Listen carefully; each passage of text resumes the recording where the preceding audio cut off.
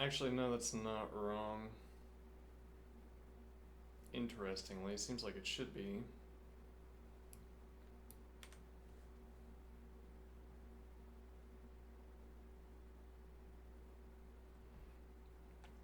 No, what we're missing here is that. Let me see.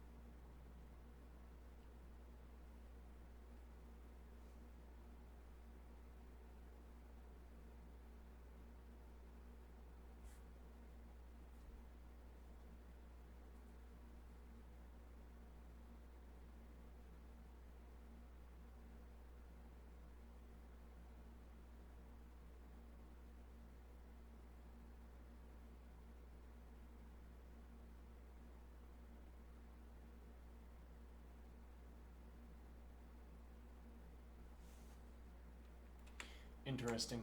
Our interlocutor friend has made a mistake in the.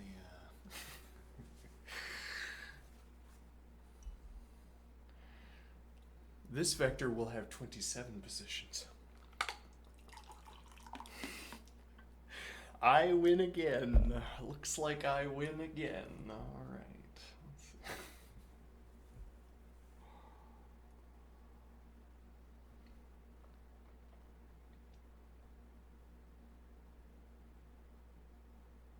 Unless I miscounted, this might be reflecting how many terms my vector has. Maybe.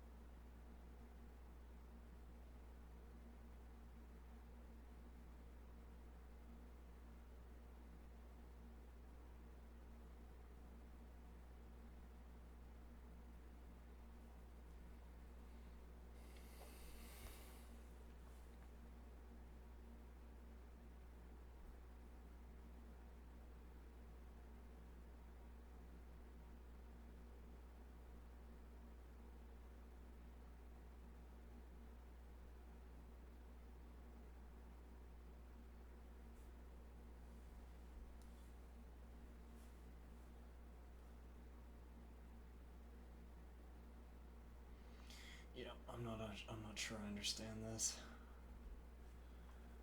No, actually, I'm sure that I don't. Let's see.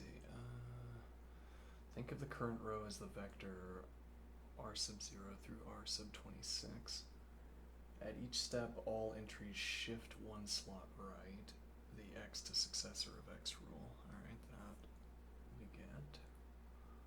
The last entry, which holds the count of z, splits and is injected at 0 and 1.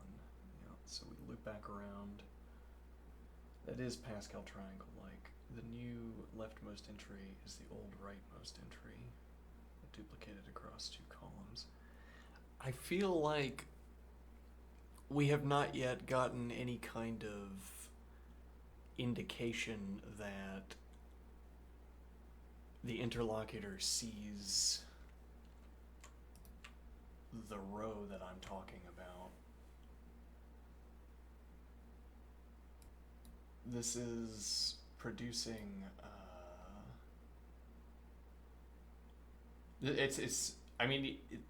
if the row of the triangle falls out of this process, then yes, the process exemplifies the binomial expansion, the Pascal triangle, in a way. But specifically, the exhibition is happening here. This is a row. This was a row,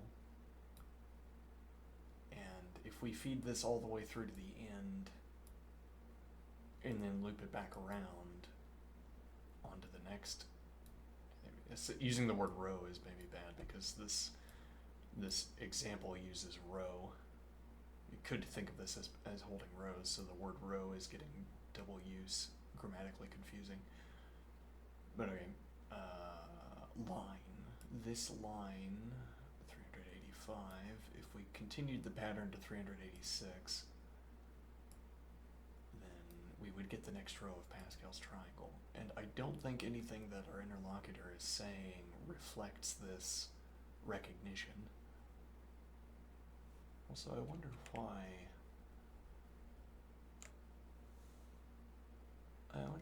these two ones are different.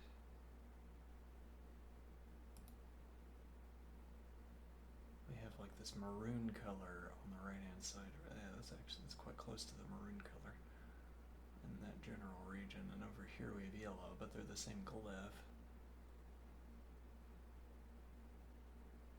Now we have a darker shade of blue over here than over here. Weird.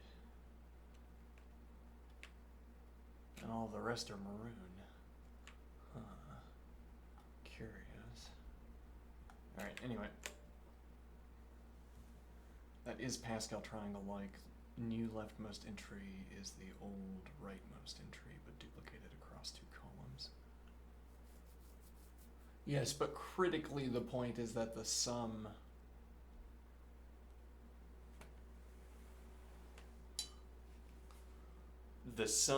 like as we continue adding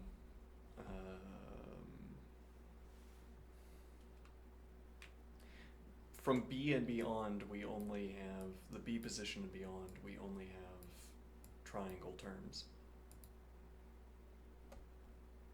Ah, you know, I see a pattern.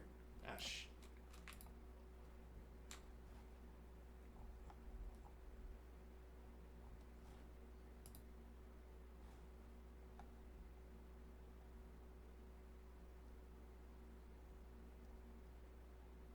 Oops.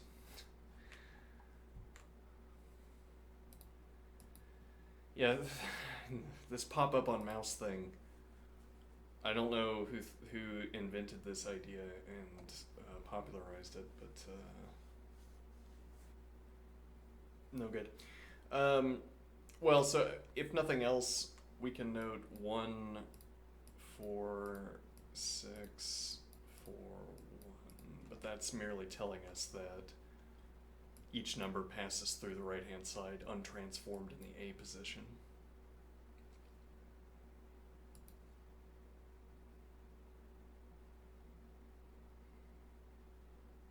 It's only once the number is in the B position that it's getting transformed by this process as well.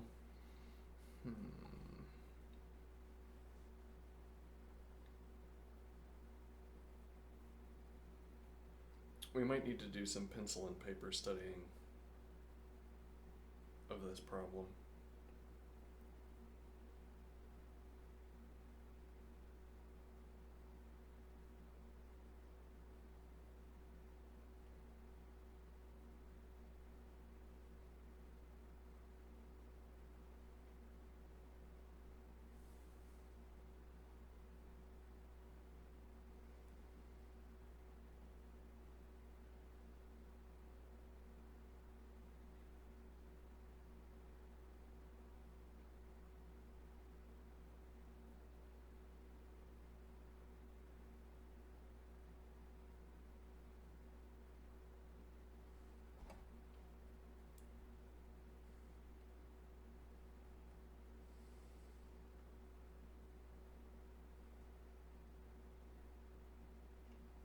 So this does answer, though, what our first value is, which is that it's the last value.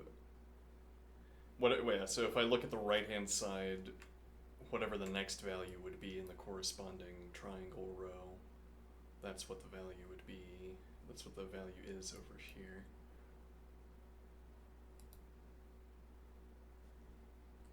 Okay.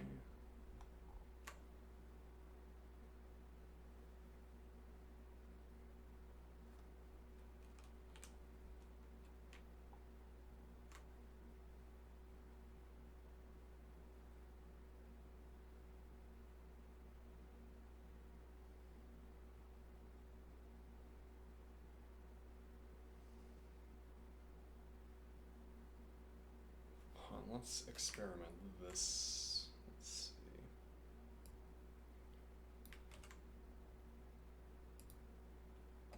I forgot to close this comment as well. Yes, indeed.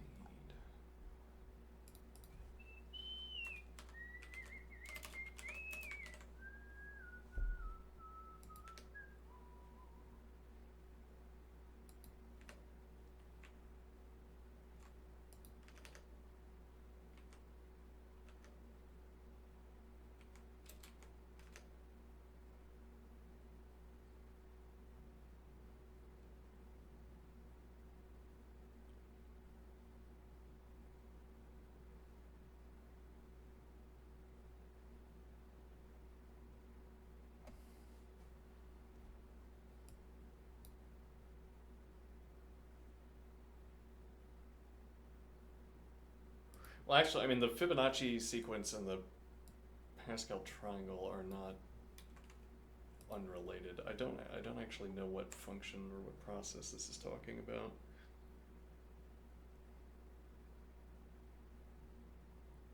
Yeah, I think we're gonna have to learn to, we're gonna have to become willing to step on toes, as it were.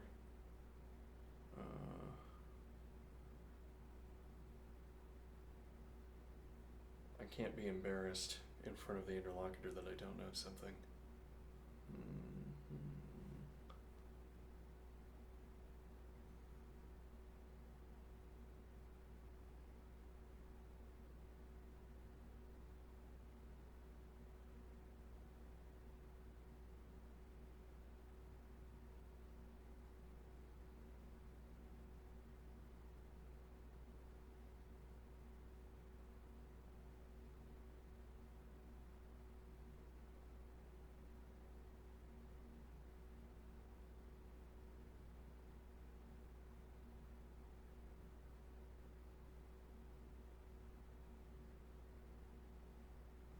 Wait, so let me erase this. Let me go back up here.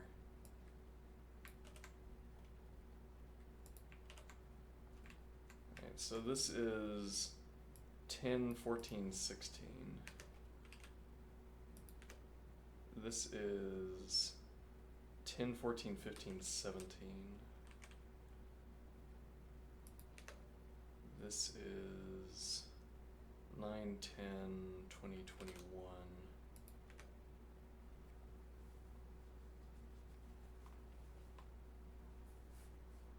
$16, 21, 22.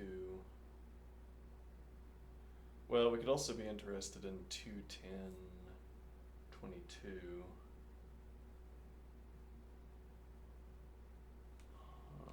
Let's see.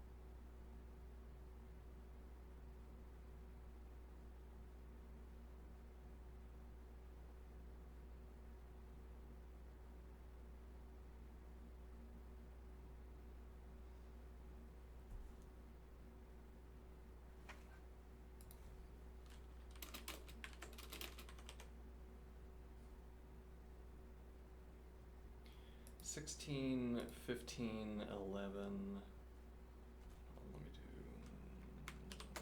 this. 16, 15, 11. 5. Minus 1, minus 4, minus 6. Minus 4, minus 1. Yeah, all that's telling me is that the number is shifting over. Yeah. And this is 0 to 2 to 10, so plus 2, plus 8, plus 12, plus 8, plus 2.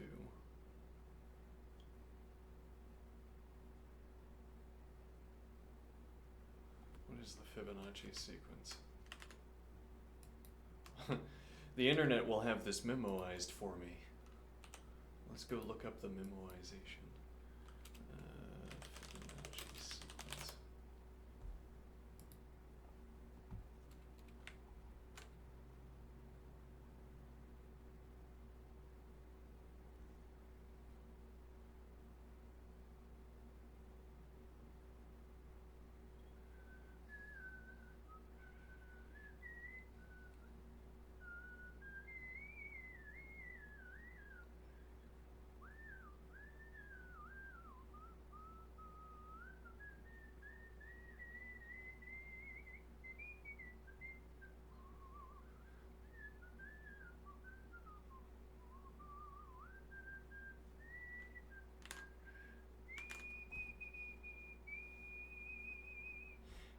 2.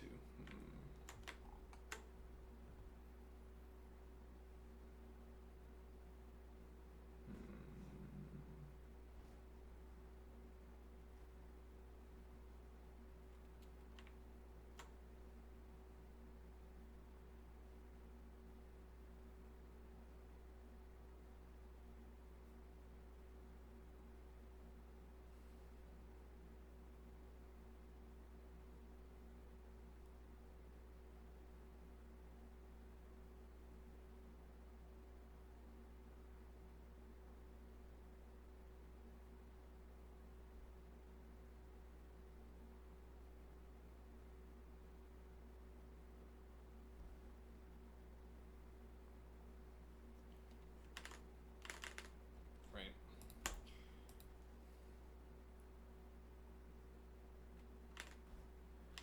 No, I do not understand this.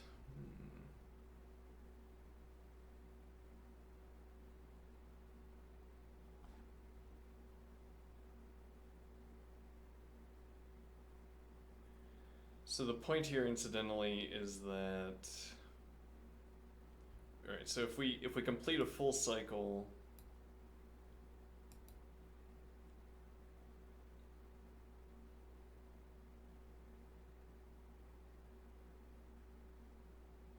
if we complete a full cycle of the track, then we end up with a power of 2. Okay, and that's because every doubled term doubles. Every full loop. In the interlocutor's terminology, the initial nucleotide, this 1, that starts at the very beginning. Let's see. This 1 keeps its own position. The splits get projected forward because when you take a step at the end, you go back to the beginning, and then you put 1 in the 0th position, 1 in the 1th position.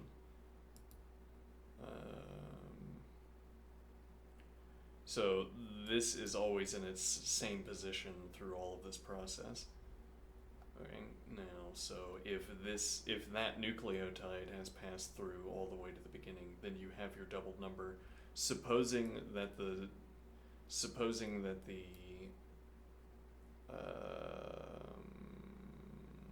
length of the train isn't so long that it overruns.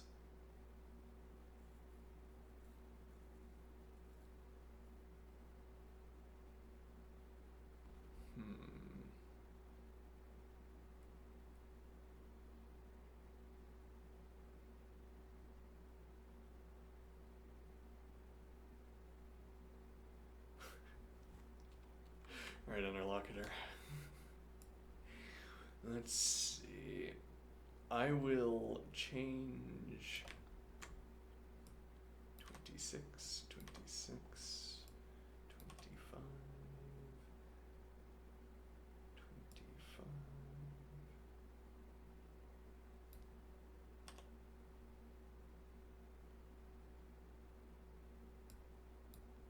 26, delete comment.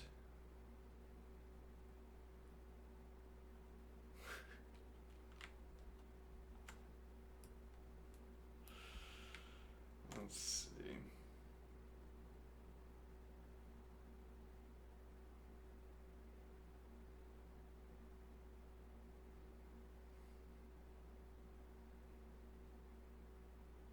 Oh, struct, interesting.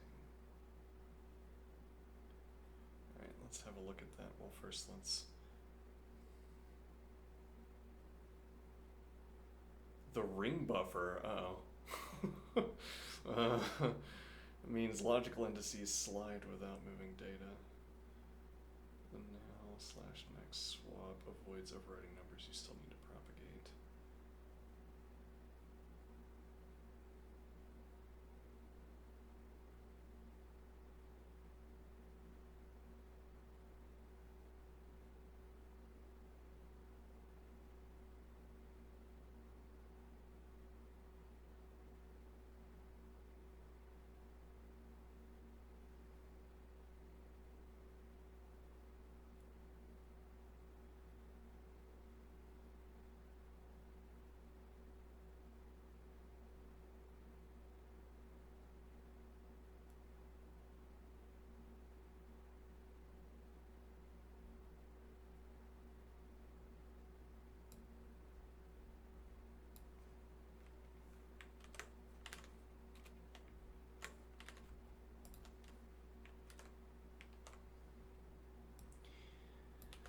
Alright, let's parse this.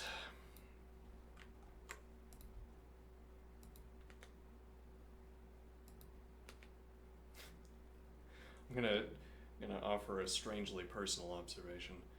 Am I? Let's see. Let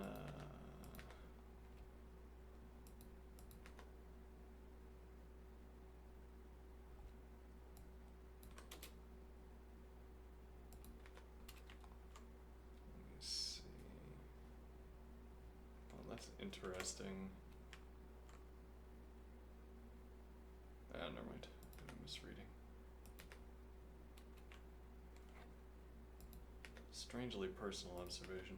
I've never been in a relationship, and part of that is because it has never seemed plausible to me that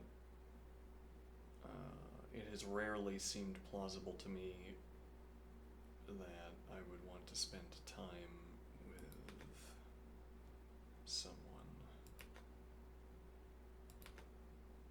I mean, it has rarely seemed plausible that, well, so someone, like, you get obliged to follow through on some kind of interaction. Like, would you like to go to the fair? The carnival? No.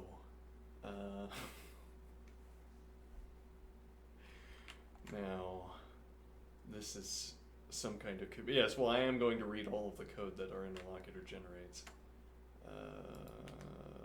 Or else it was wasted. Yes, well.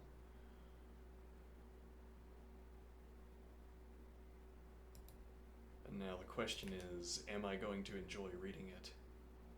I don't know yet. Maybe. But the point is the sense of obligation. Yes. It seems to me, it has seemed to me in the past that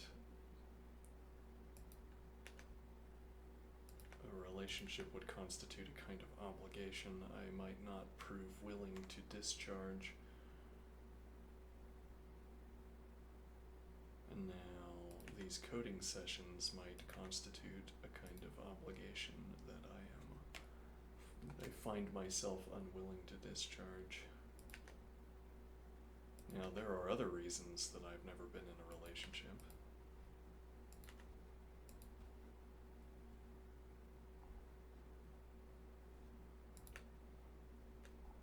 I was unattractive until relatively late. Supposing I'm attractive now. Let's see.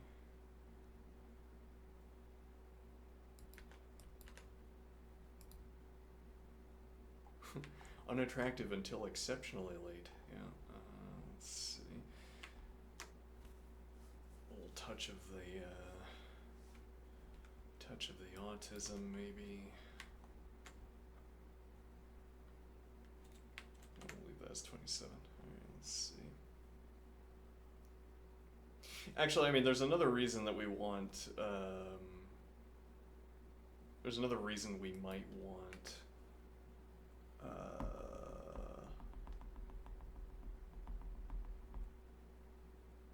me see. There's another reason we might want the empty position at the start of our vectors. Well, in the context of solving a leetcode problem, no, there's no reason you'd want the extra position at the start of the vector.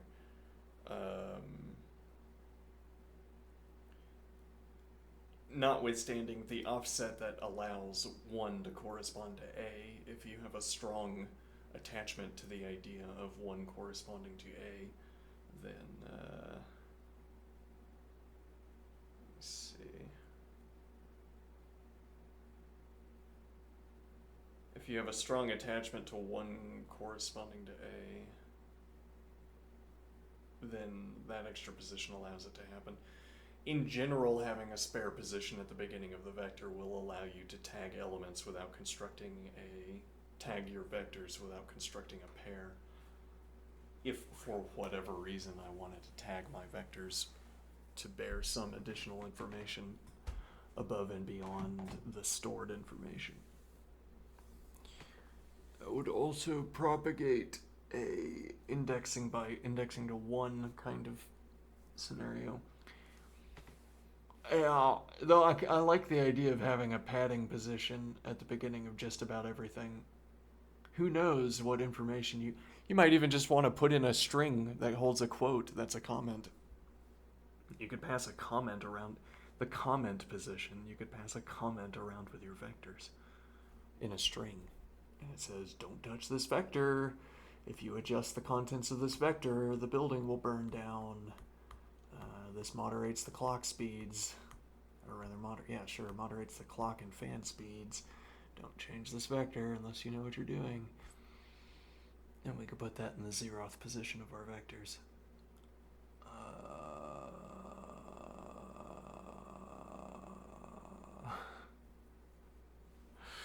So, yes, similarly with lists. Yeah, well, I mean, lists are a little bit different because you can just put on a console and a front element whenever you want to. The corresponding idea would be putting a padding element at the end of a list, e.g. a sentinel value.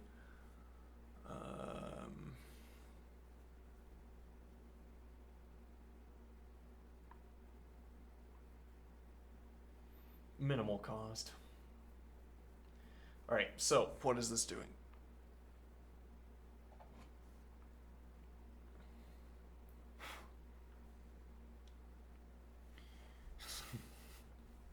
We're an index by one shop, which means that we have a padding element at the start of all of our vectors, which is a slight inefficiency. Actually, in a case where you want a vector with e.g. 2 positions in it, it would be quite inefficient because you'd have to put that third element in, which is a 50% increase in vector size. Anyway, so we have a struct cell now and next. All right, so we have the current state of the value and the next state of the value. Now the problem with this, as I understand it,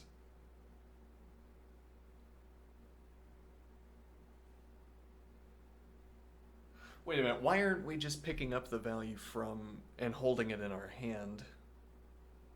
I mean, if we have a function that scans through, why are we storing this value in the vector at all?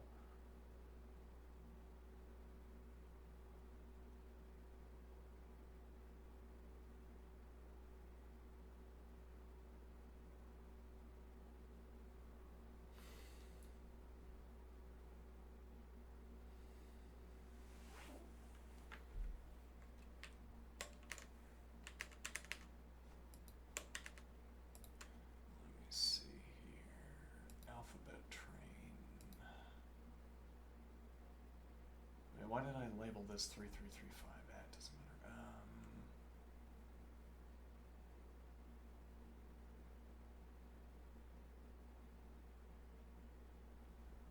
Right, so shift vector would need. Let me see here.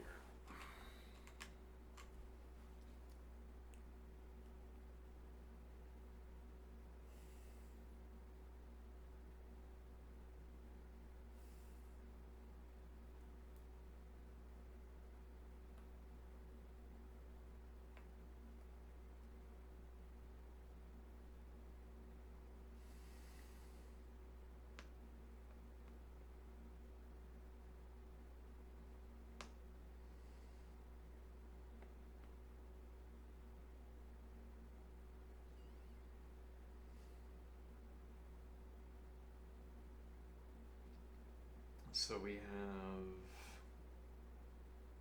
our index value.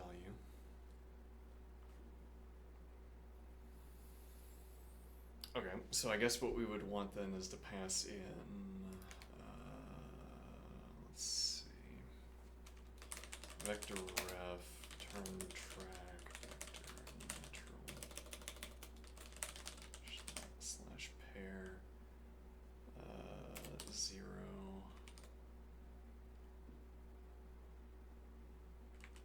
Okay, then we would want to pass 1 seemingly, right, preceding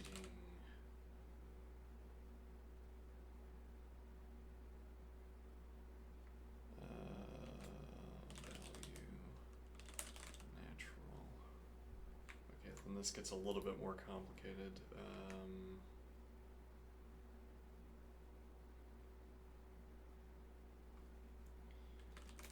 Let zeroth value natural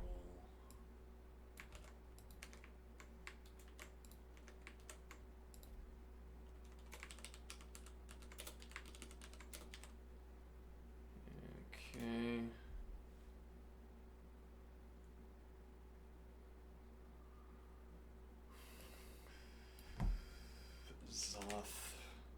Zeroth value natural, and then vector set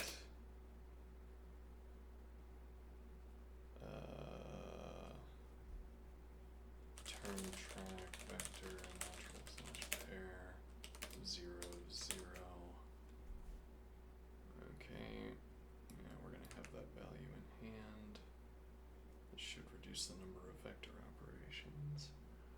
Alright, so preceding value, we'll do something different if the index is equal to 25. Now we don't run both of these vector refs.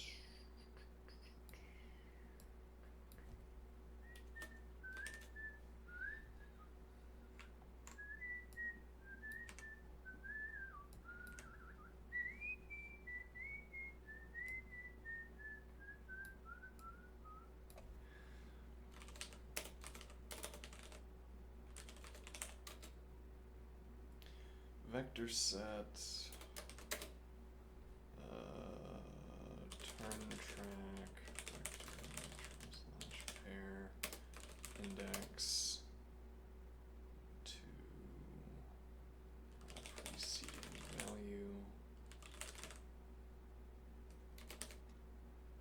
Right, and then run shift vector with add one index natural ref vector rather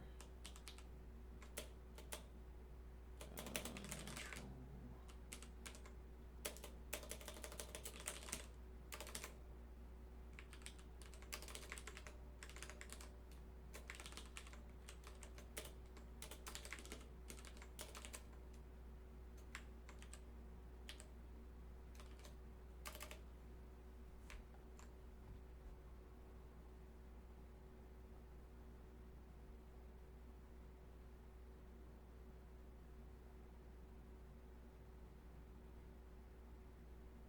let's see. Alright, so now we have to answer what happens when equals index 25. Right, so we only need this to work the sort of finite number of times first. It's like saying the finite case, by which I mean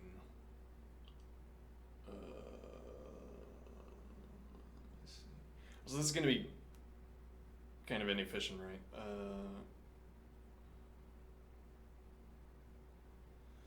Yeah, because though actually the way it's currently set up will be more efficient when we get into the larger values, which I guess is more important. Though we could set up multiple functions that pass off depending on the state of the calculation. The point would be that we have to scan zeros and set zeros until we hit the first value. Whereas later in the calculation, all of the positions will be filled and there won't be any zeros, so zero checking would be wasted. So yeah, we could have a wrapper function that says if turn count is equal to, I don't know what it would be, 26 squared or something. Then we switch to a different function. Let's see.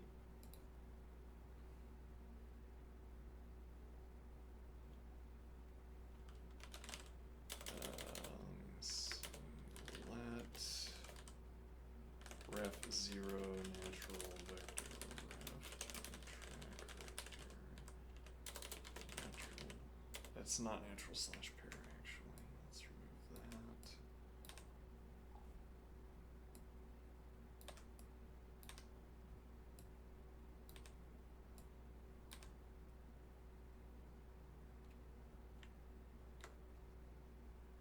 ref 0, 0.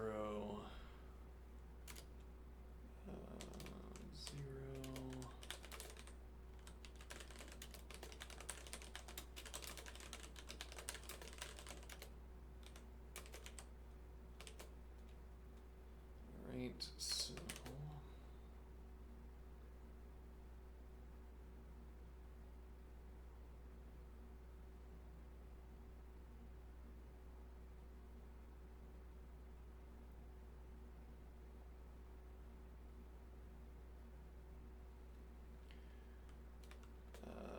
vector, this might, I might have to put in the begin, but that's not a problem. Vector set, turn track, vector natural, 25 preceding value, vector set,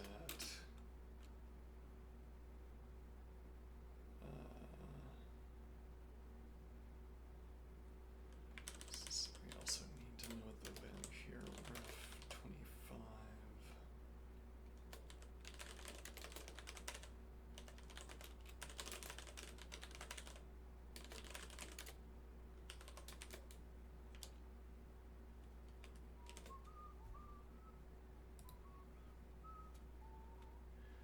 Vector set, turn track, vector natural,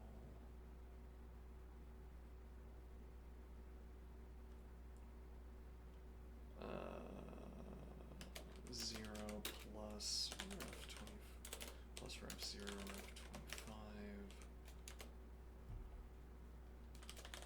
Vector set, turn track, vector natural, 1 plus ref 1 ref 25.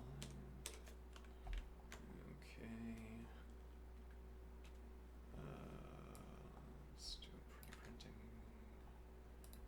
Okay.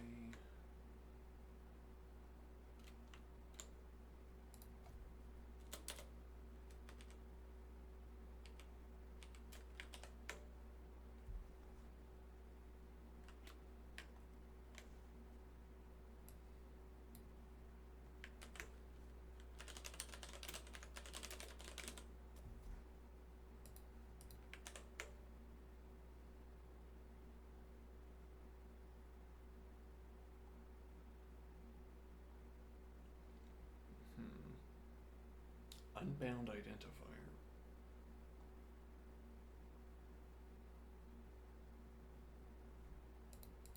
I think what that error is actually telling me. No, I see what that's telling me. Okay.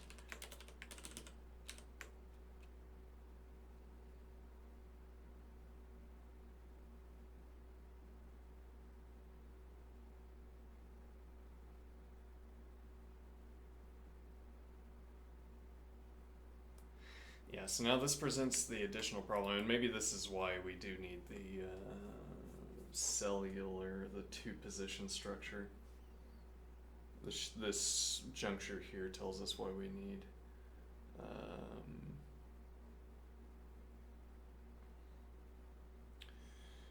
the struct that we imagined, because now I would need to carry two values forward across, because it's not. So I mean, if we're in the midst of the train passing through, now we've gathered up the values in the A and the B positions, or the 0 and 1 positions over here, 4, 5 in this case, 1, 1 in this case. And then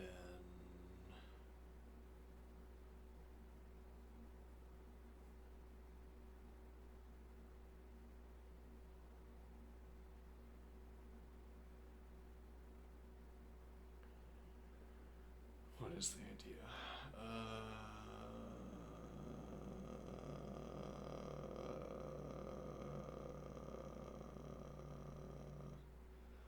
5 in this case, 1, 1 in this case.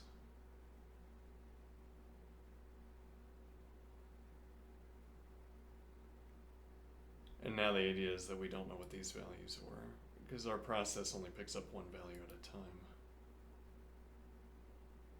Well, no, really our process only works Yeah, because we're picking up the preceding value. So I mean, this case works similar to this case down here, which works fine, where we get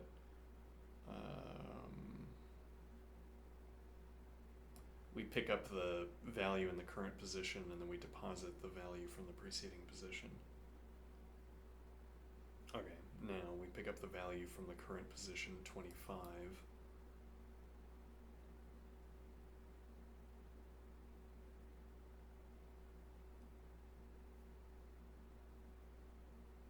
Yes, well, at any rate, something different has to happen here. We can't just set like this because the process doesn't complete here, and then we'd move forward, unable to continue.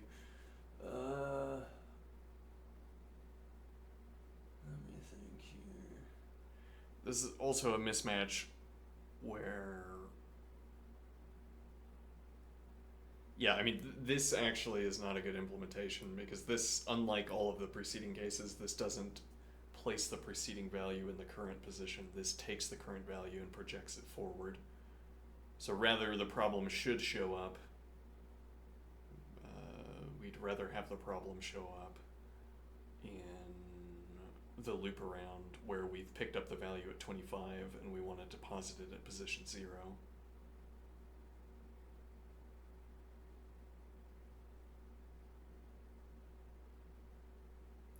Well, actually, I mean, we could probably handle that with just some helper function. What time is it? Alright, let's see. So this should actually be equals index 26 because everything else works fine. So now we're going to call a helper function.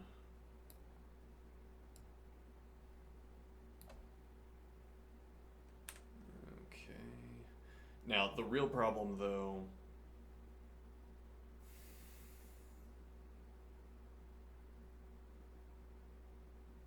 yes, okay, helper function here for taking let me see. So the real problem here,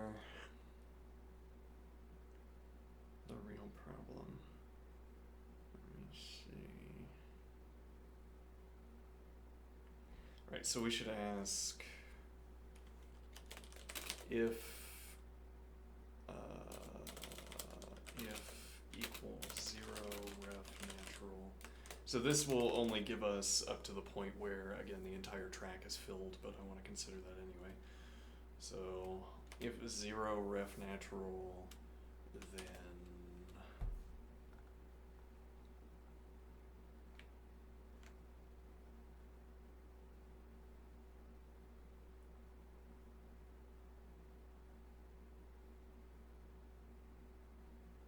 done.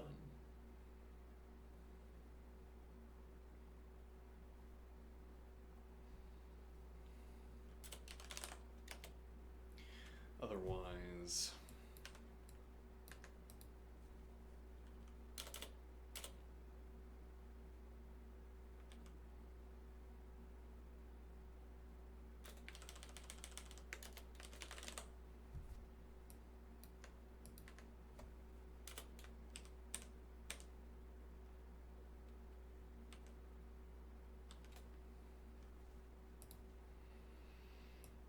alright, and now the helper function for taking the turn, as it were, is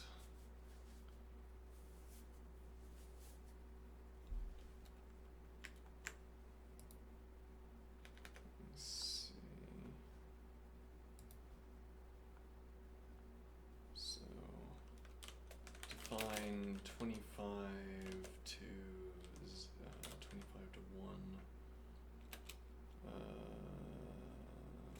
Okay. That will have preceding value. Natural. Okay, and now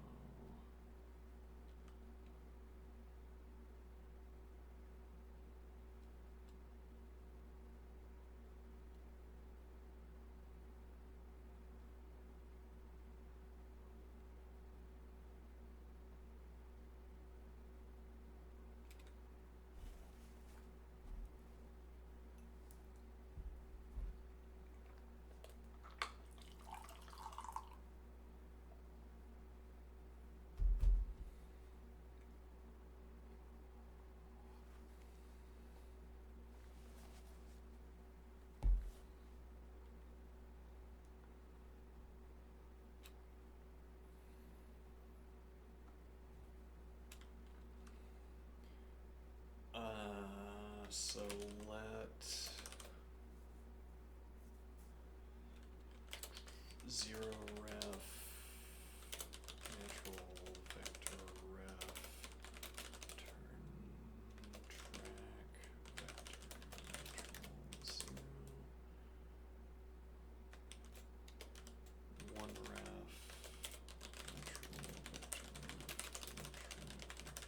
natural 1. Okay. So now, what is the idea?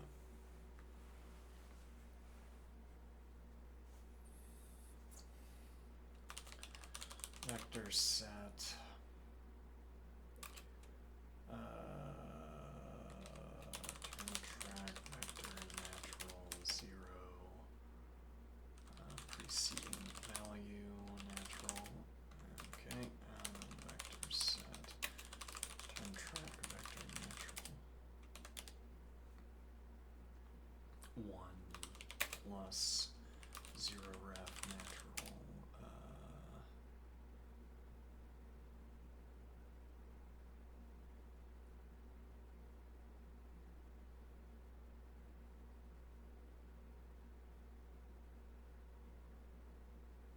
preceding value natural.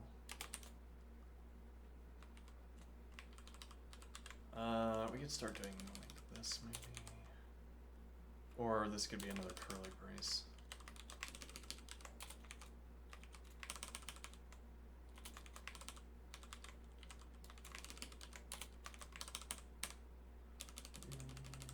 Okay, and then it could also be used for mutation. Interesting. Take some of the load off of parens. Alright, so now what do we want? We want to go into vector shift, rather shift vector apparently. Yeah, okay. Shift vector will now be vector shift. Okay. Now vector shift with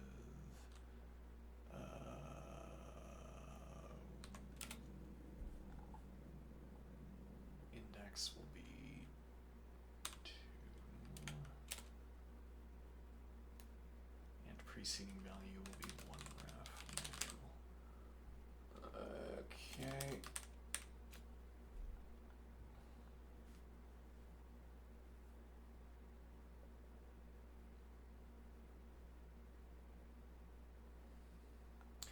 Any static? Yes. Missing an else expression. Oh, are you sure? Oh, we didn't make the call to the helper function. Let's see.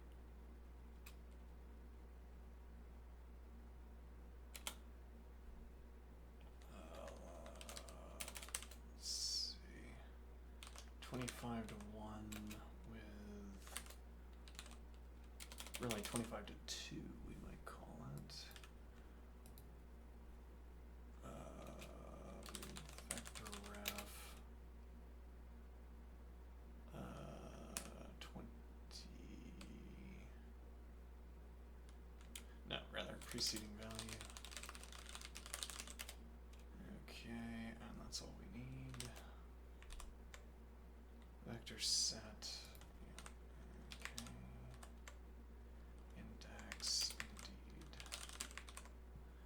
Alright, so now what do we do? Vector set turn track 0, 1.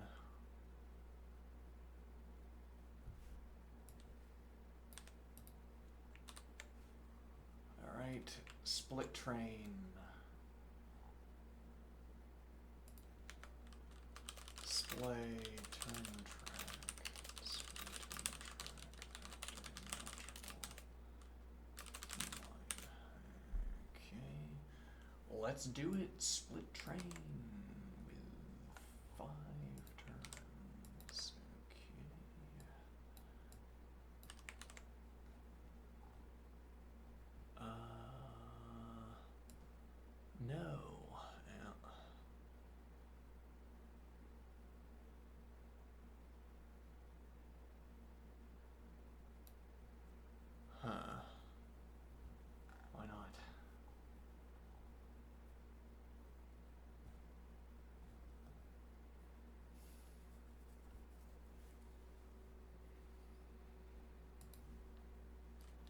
Is it because I didn't do my type annotation?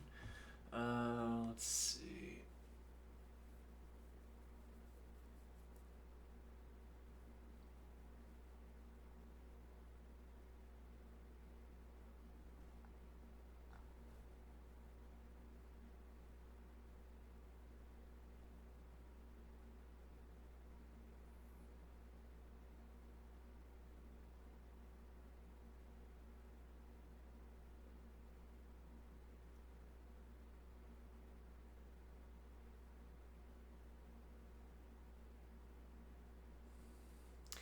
Yeah, actually, there are other reasons this fails.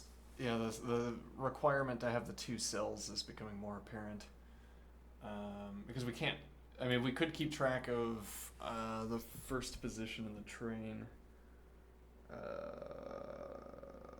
which wouldn't be that difficult. I think we could keep track of the first position in the train. But if we're not going to do that, starting at the 0th position is not a good substitute. Actually, why isn't it a good substitute? Okay, maybe it might be, I don't know. It isn't causing its current problem at any rate, so I guess we'll...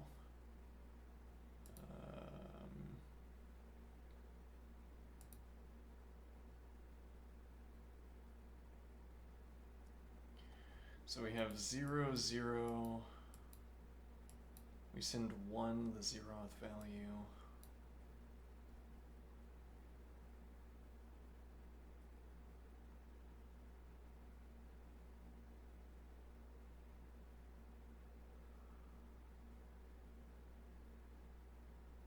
I think we're gonna have to call it. Alright, I'll come back to this another time.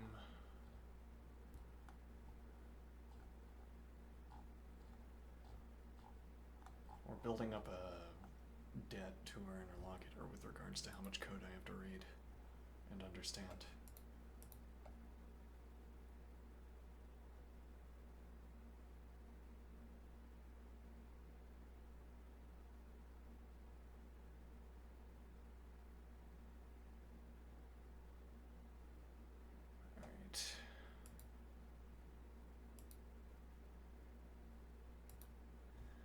I will return shortly.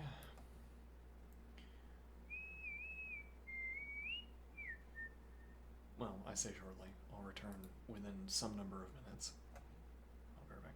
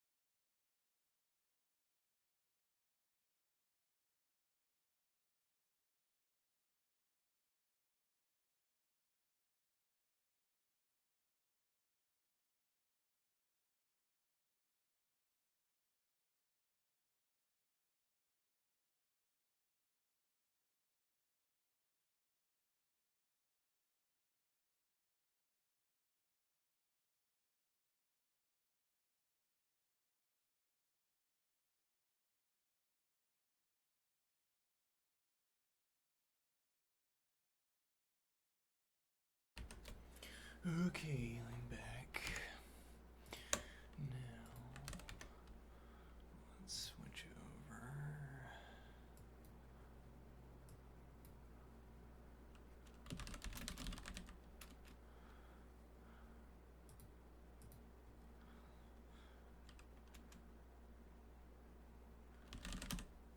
I'm not coming up with clever names.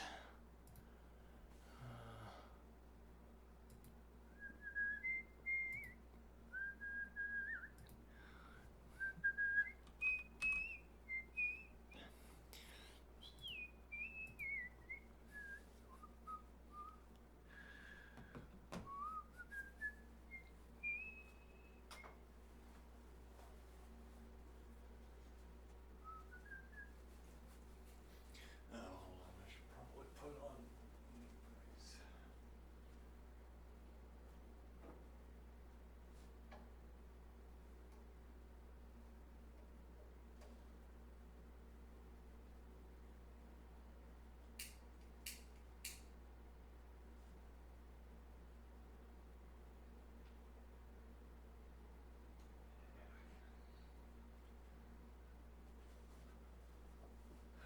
One moment.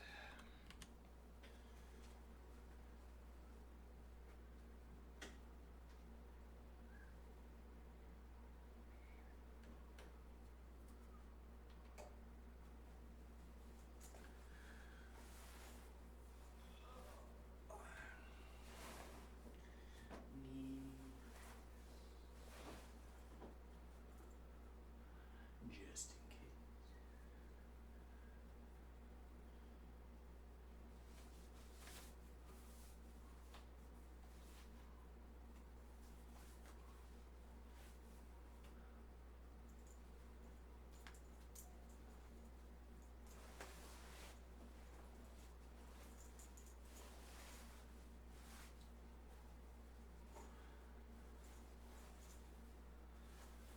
Okay, now what?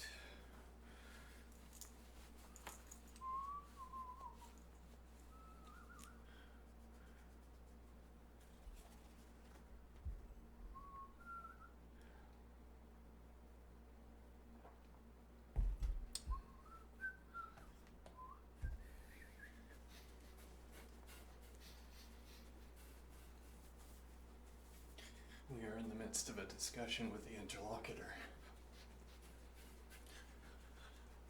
We are establishing a scene.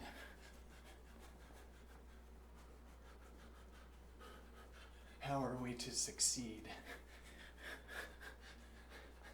How are we to know the details of this scene? What do I mean? You've already given the details. Have I? You said 2 luthiers, chisels, copper sheets. Those are the details?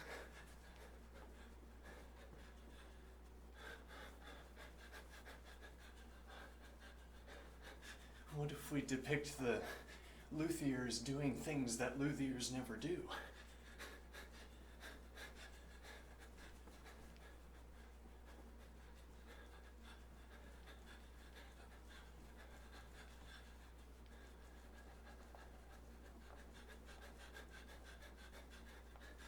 It's like what we want.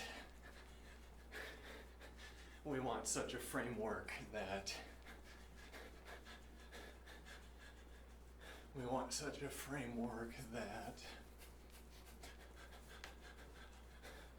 if I brought it with me into an actual scene, I brought it with me into an actual room with 2 actual luthiers, with 2 actual copper sheets. And well, it's like we could put parens around that list, put the word actual in front of it, and then just shear off the word on the inside. When we have luthiers in a room with a copper sheet, and we want to just be able to lay, we want to just be able to lay our model, our framework, over the scene, and we want it to capture everything about the scene. We don't want flat surfaces, as it were, on a shape like a polygon. any flat surfaces.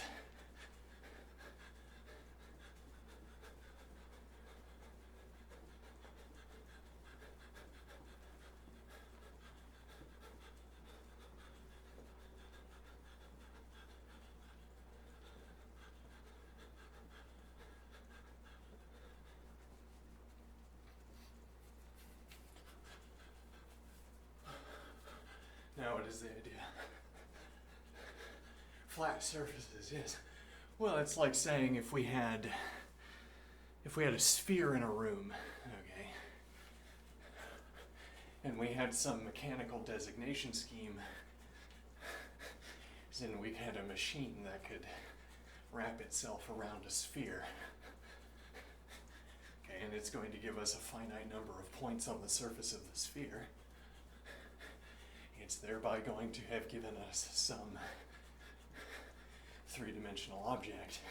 It won't be a sphere. Well,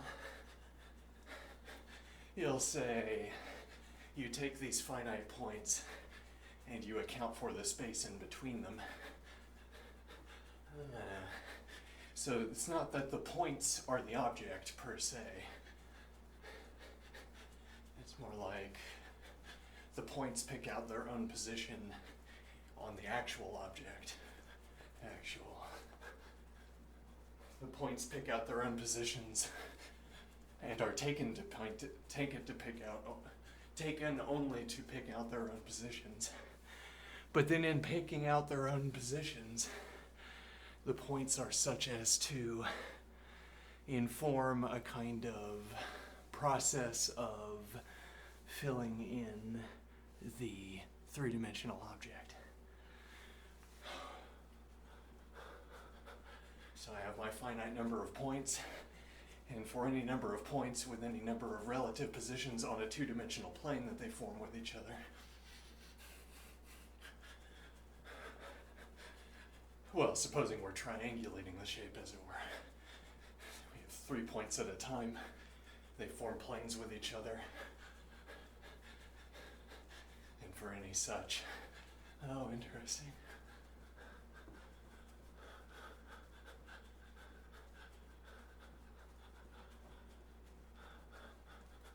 For any such 3 points,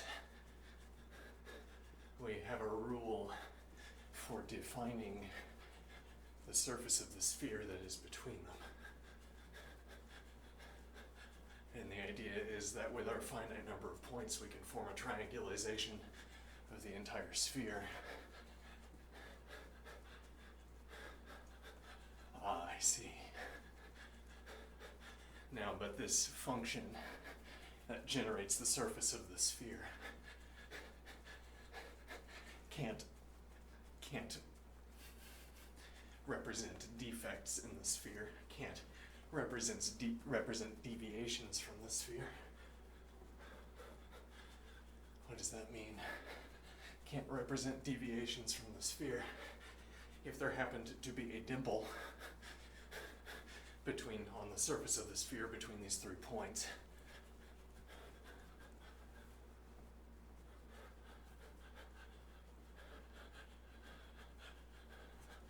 if there happened to be a dimple, it wouldn't show up in our reconstruction. Our function doesn't generate dimples, where dimples conveniently are those deviations from a sphere that our model does not capture. Whereas, if one of our points happened to fall in a dimple, actually, then you would run into a problem, I suppose. One of your points falls into a dimple. Why is that a problem?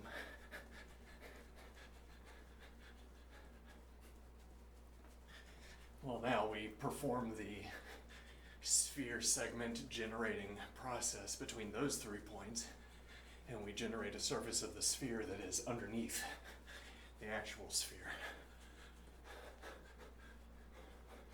Now maybe we could adjust the generating function in some way that reduces this offset. But the ideal is that Well, the ideal is that we place our finite points. We generate the in-between surfaces of the sphere.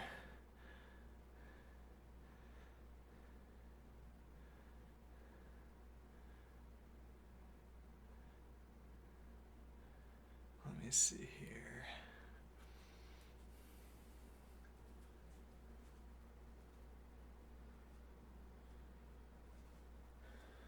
We generate the in-between surfaces of the sphere.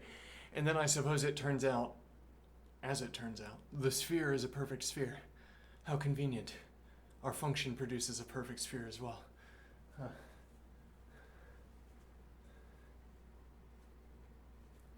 Which is to say that if we... interesting. So we have a way of, once again, filling in all the space between any 3 points that we have.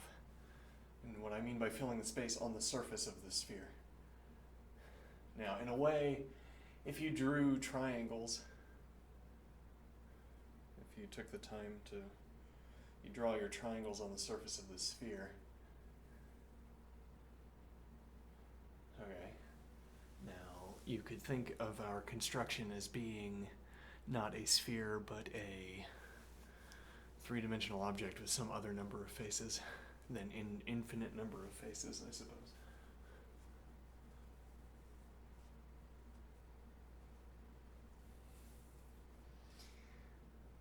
Depending on what metric you have for your triangles, you would have some number of triangles, and that would be the number of faces of the shape that you're questioning here.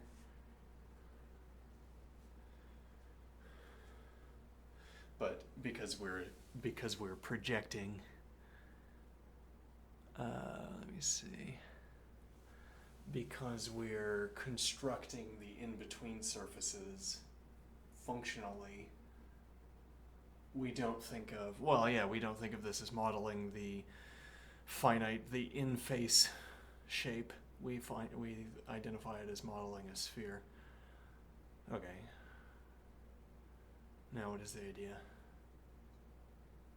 Now the analogy that we wanted out of this is that we think our word models for scenes are making spheres, and I'm positing that they are making faceted surfaces.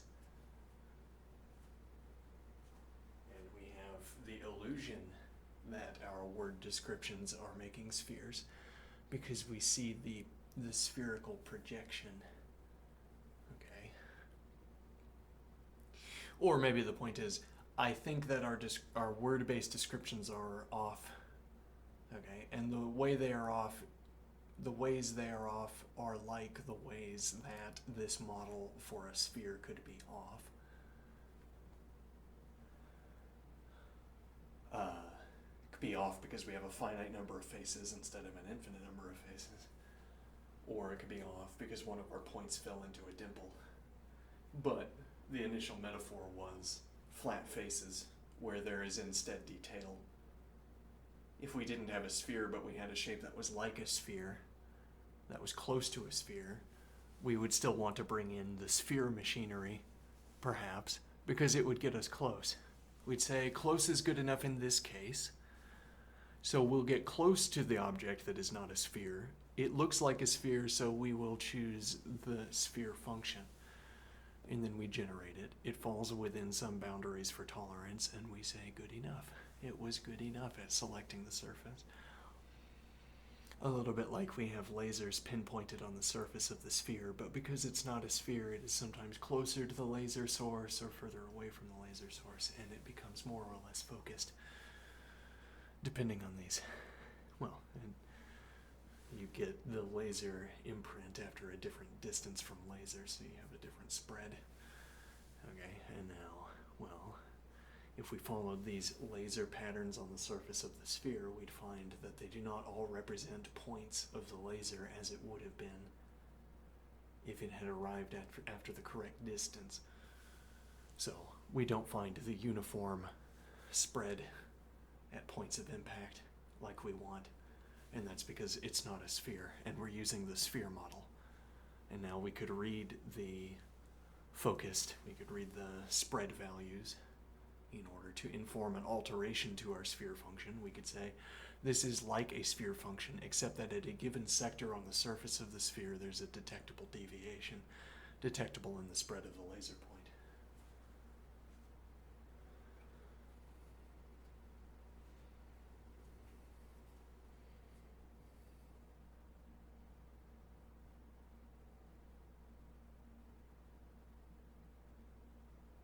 Now what does that do? Or we could know what the shape actually is. And then we wouldn't need to make these ad hoc adjustments based on our measurements. We would bombard the shape with our lasers, and we would get perfect impacts every time. The exact amount of spread that we intend.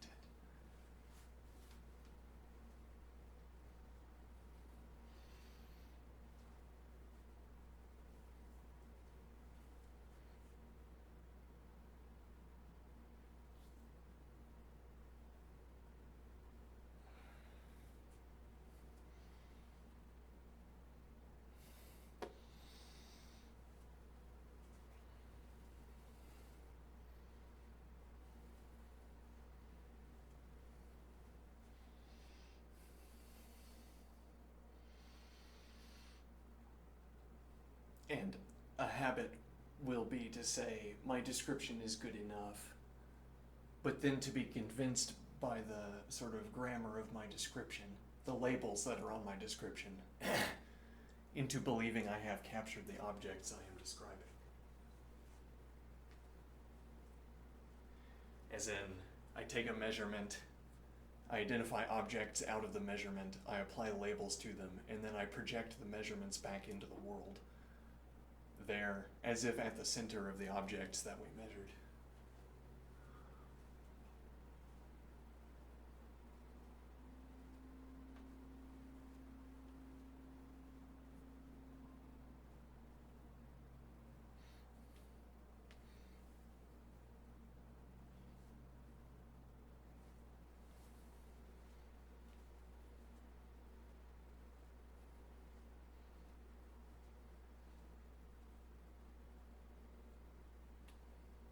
And this is a recurring theme in what this is a recurring theme I observe because I find myself talking about it repeatedly. The idea of deriving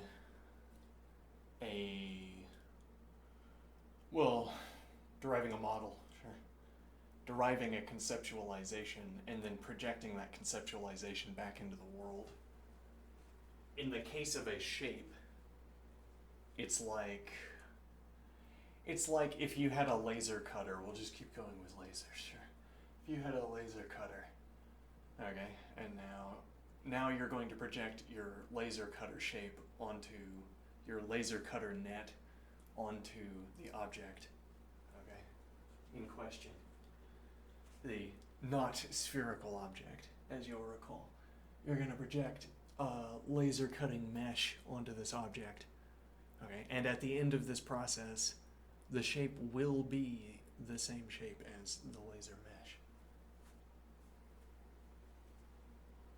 That is supposing that there are no unbeknownsts.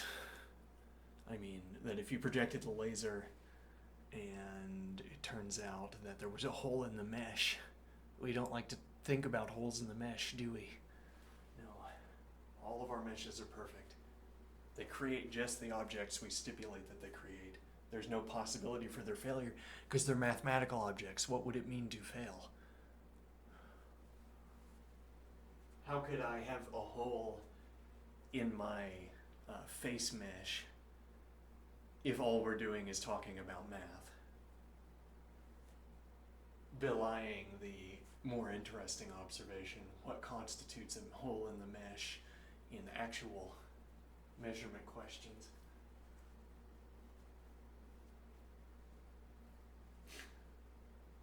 Yes, we're inverting the make this observation about modal logic. A month, 2, 3, I don't know how many, some number of months ago, I sat down and we got to the modal logic section of our logic textbook that we were reading. Okay. And now what is the idea?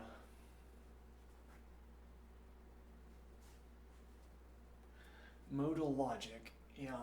And we had a talk, the anime talk, yes. And I said, I might push arguments like this. I might say, imagine an anime in which. And then I start describing characters.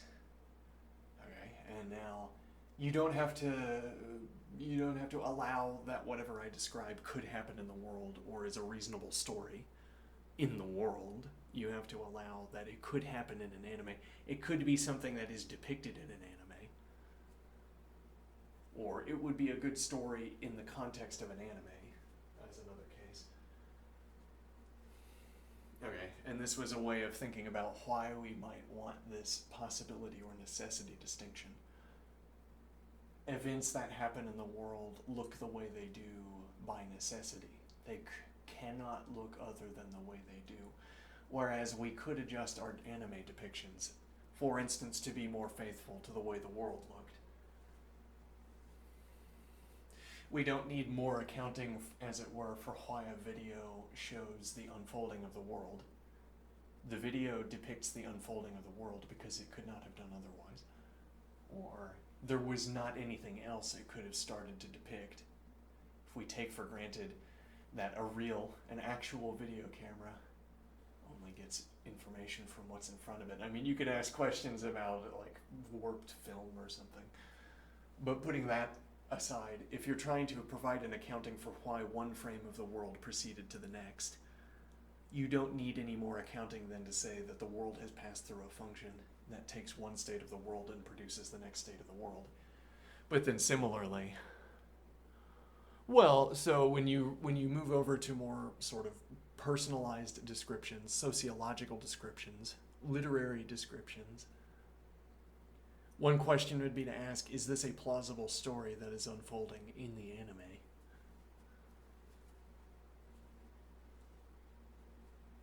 And well, but there isn't the question of a plausible story unfolding in the world. I say, an explosion looks the way it does. A chemical reaction looks the way it does. Could not have looked otherwise. Not in the sense that different initial conditions could not have brought, or not even in the sense that there could not have been different initial conditions, but that given, but rather that we don't need any additional mode of description to account for why the world proceeded from one state to the next. I think we're dropping that idea. Well, it's a good thing to have all of them recorded. It's interesting.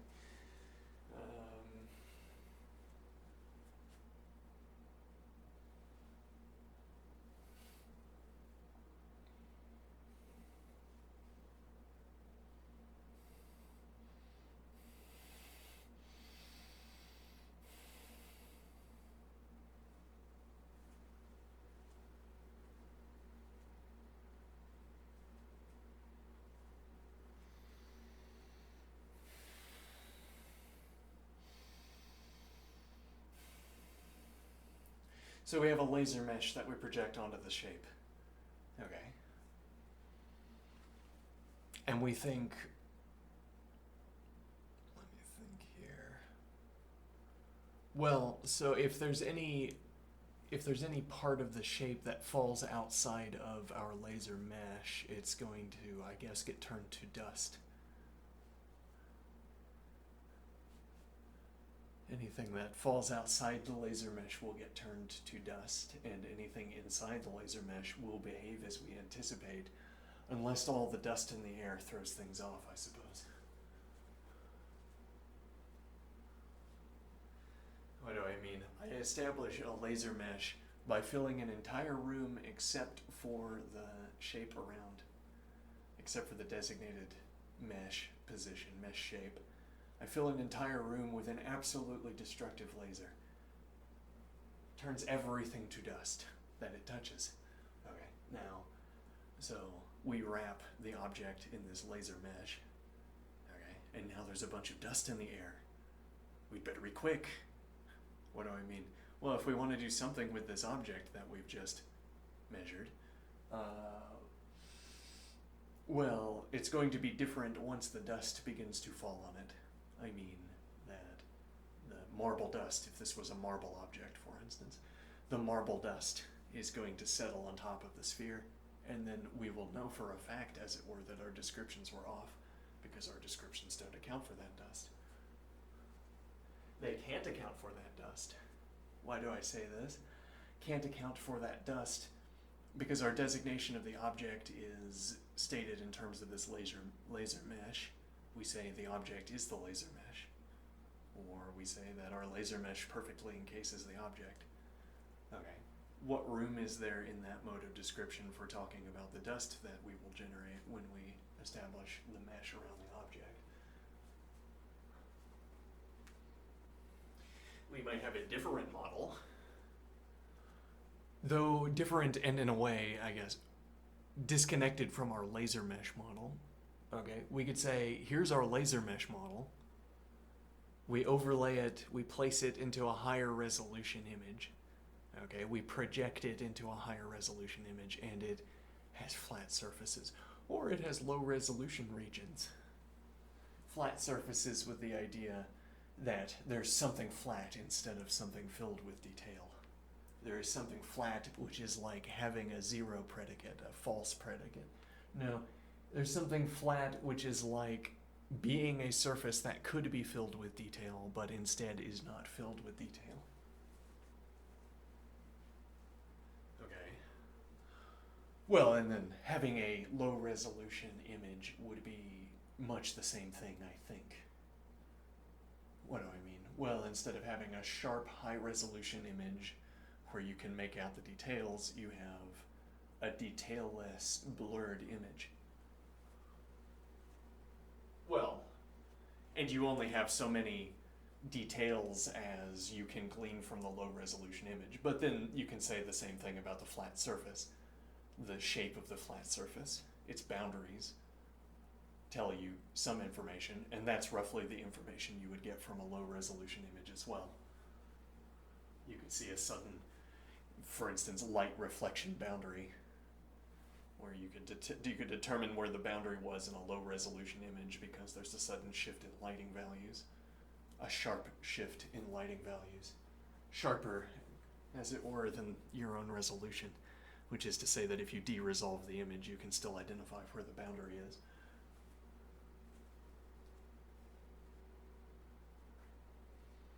Roughly.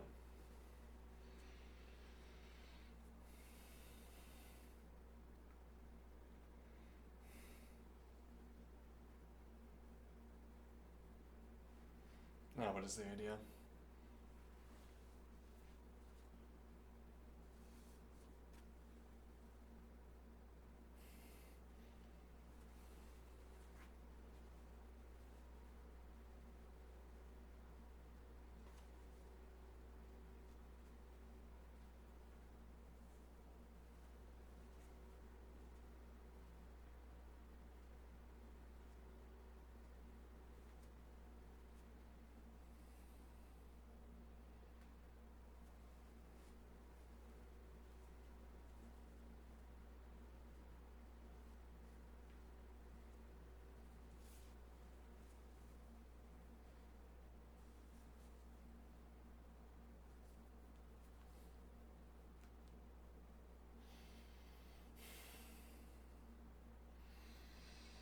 So the idea, this is an analogy for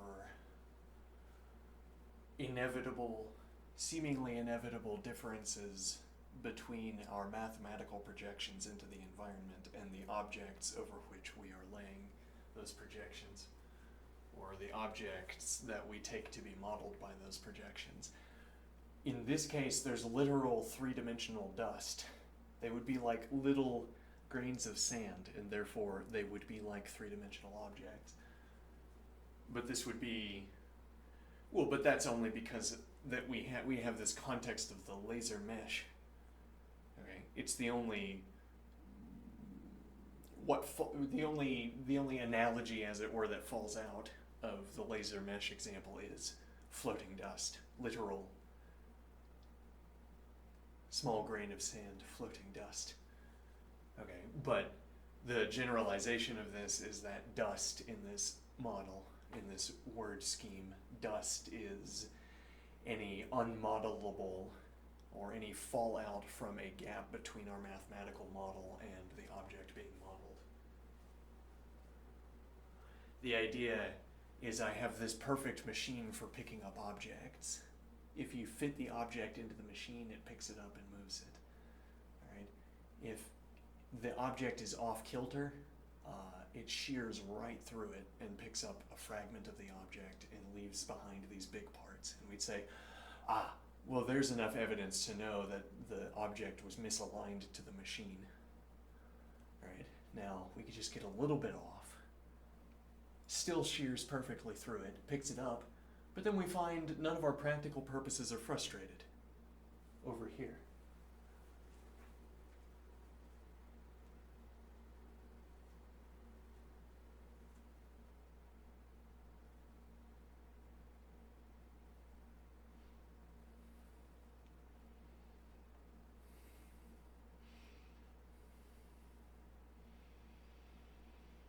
And so what? Well, for one point, we might not, the dust might be small enough or low enough in quantity, might be different. The dust might be small enough that we don't notice the dust, and our attention would only be brought back to the possibility of the dust if the object behaved other than anticipated. But if the dust is small enough, if it dodges mechanics, if we have a little machine wrapped in amber, okay? We have a little machine wrapped in amber, okay? We grab it, this makes some amber dust, and then we lift the object over here. If we can't spot the flat surface introduced where the dust has been sheared off, well, why would we? I mean, we might, as a matter of practice, check the amber to see whether our shearing process worked. But in practice, the only reason we're going to check this question is because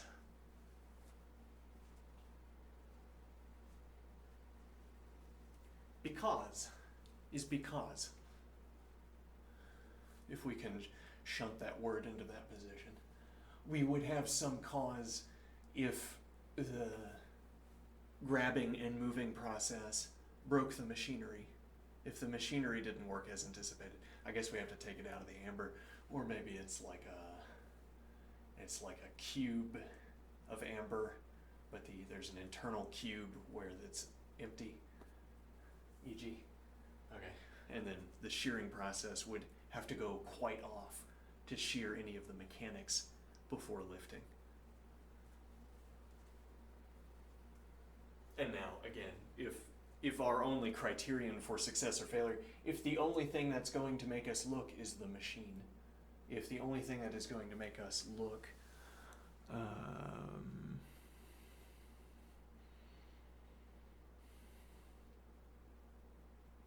me see here. If the only thing that's going to make us rewatch the video or dig into the data of the picking up process, if the only thing that will make us look at that data is a break in the machinery, and the process does not produce a break in the machinery, then we will not look. And then however much dust the process is producing, we won't notice. It would be if there's an unusually large amount of dust generated by the process, or if the machinery misbehaved, then we would look back with finer tools and we'd say, oh yeah, actually that is an unusually high amount of dust. It just was still sub-perceptible. We thought, we can ignore the dust, so we detuned our dust checkers.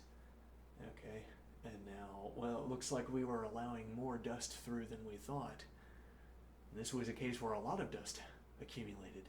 And now actually that didn't introduce a problem to the machinery over here. What that actually did, it introduced a problem way over there. We were generating this dust every time we were picking up these objects, and that dust swirled over there and interfered with machinery of higher degrees of precision, e.g.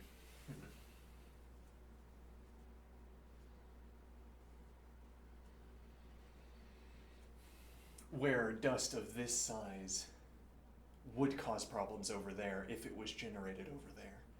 Instead, it was generated over here, where it does not cause problems, and then wafted over there, where it does cause problems.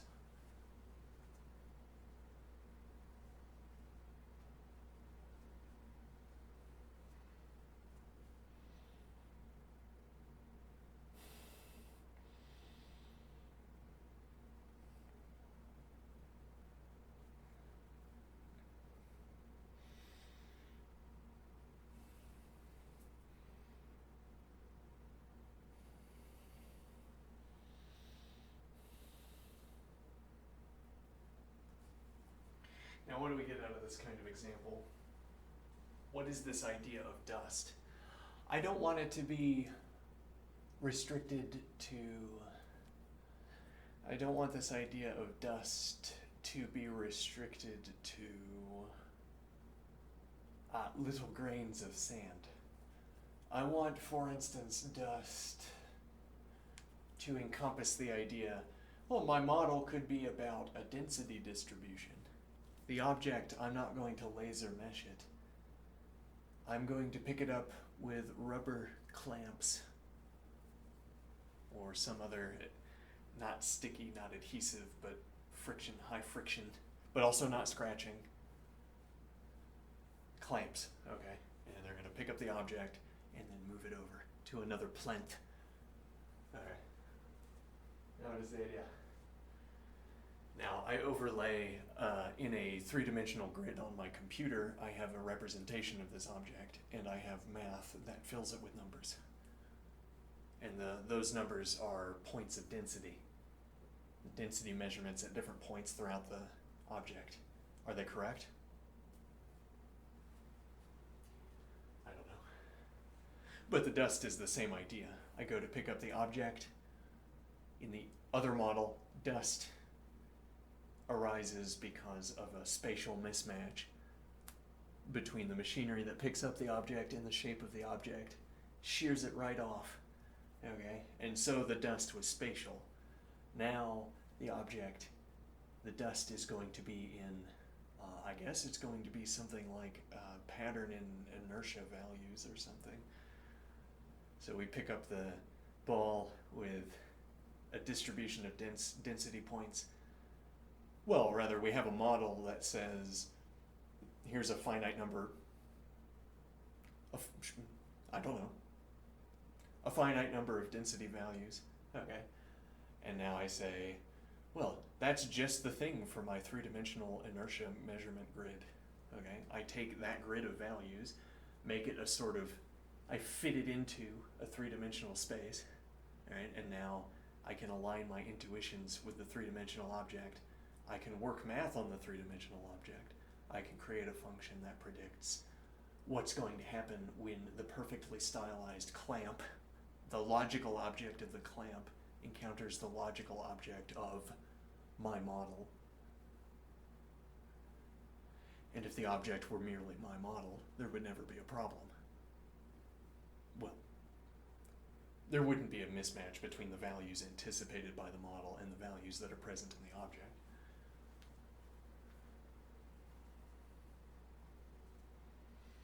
So we pick up the object, we apply the calculated amount of force, and the object doesn't move as far, or it's harder to stop. So it's sort of, I don't know, I'd have to look at it. We introduce angular momentum. I don't know how these words are used either, but I rotate the ball and it keeps, oh no. Keeps rotating, forces my wrist out of position, and then, or forces the clamp out of position, and then we chip the plinth because the ball is out of position. Yeah, no good. Or we chip the object, yes. So what is the point here? Now the dust. Well, if the object that we're carrying around strikes the plinth, there it is again. Little speck of dust, a little grain of sand. Okay, and there's often going to be such a case. I mean, in any of the cases where being wrong about the math, being wrong about the model, causes friction, for instance. you might get some dust. If the friction was unanticipated. Now what is the idea? Well, okay, and I could be trying to create a piece of sand, but it would no longer be dust. No, a piece of sand I could be trying to create. So I want the object to strike the plinth, okay, and now I'm going to track dust shavings. No, well, yes, I'm going to track dust shavings, dust grains. They're dust at first, because I can't account for them. Once I come up with a model that incorporates the cascade of dust that happens every time I strike the two objects together, now I'm going to try to refine that. I'm going to watch the dust, vacuum room, and I'm going to trace their paths through the air until they hit the ground. And I'm going to do this over and over again until I can always predict where the biggest pieces of dust are going to fall.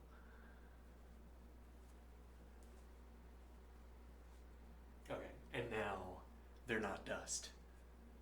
And, well, in a way of interpreting that, if you could somehow find a use for my ability to predict how the dust is going to fall, then we could make the dust land on detectors, for instance. Well, rather, if you can find a use for making grains of sand fall on detectors, e.g., maybe not EM, then we could place those detectors on the ground.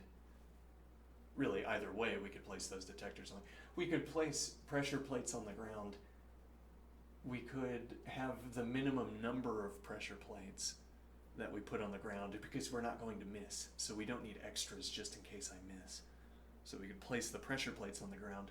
Whatever we can do with that information, we can proceed to do after I make the cascade of dust, make the cascade of chips. Okay. And now the idea is that we've wrapped our mathematical model around what was previously noise and ideally found some use for it.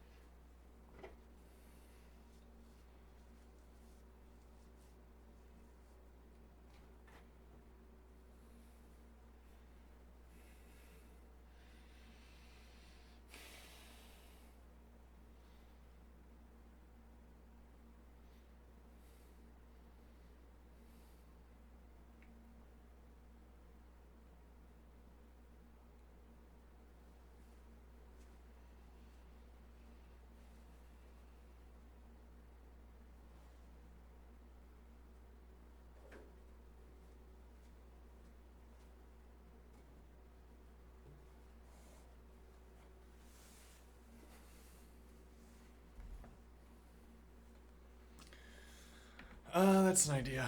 Let's see.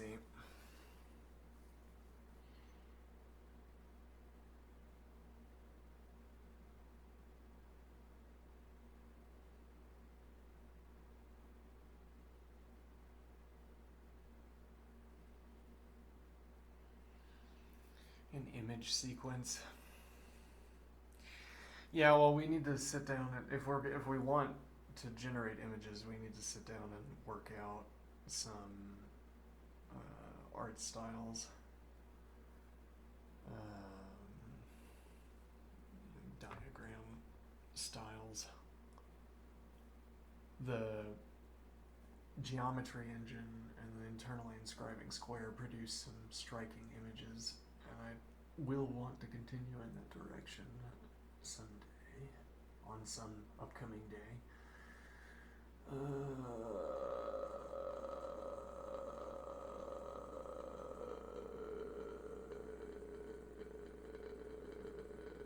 But we need to be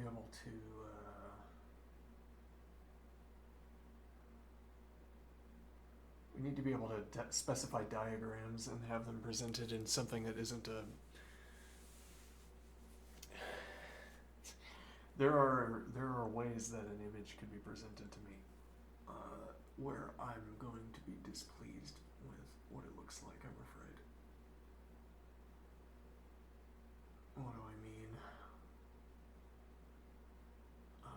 If I said I want a gradiented surface, I want a shadow gradient on a surface, okay, and then I want 2 zoom in steps, okay.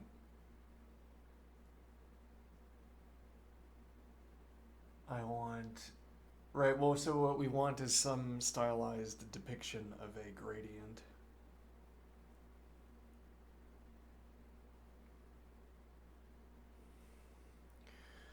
What we want is some stylized depiction of a gradient. And then when we zoom in on it, there is an instance of non-gradient embedded into the gradient, off-gradient embedded into the gradient. Like if I had a smooth surface and there's a kind of peak of the smooth surface, okay, and the light is coming in from this direction, say, and now there's a kind of boundary, okay, and now we look at the boundary line and there's a little bit of light on the left side and a little bit of shade on the right side, e.g. And the idea is that you have a little local reversal to gradient. All right, now what is that going to look like, I wonder?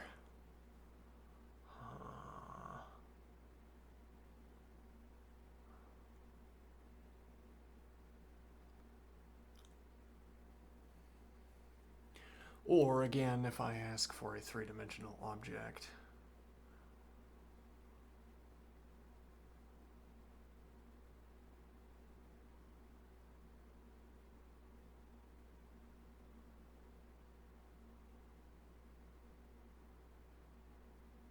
interesting.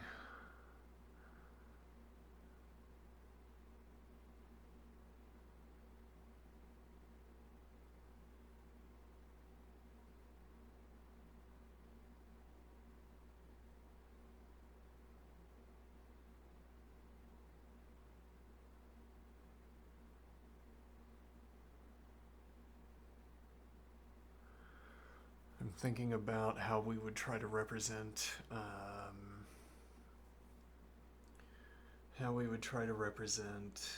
density distribution inside of the shape. It's easy enough. So, well, okay, I'm imagining a white room, all right? And in the middle of the white room is a marble plinth, and on top of the marble plinth is a matte marble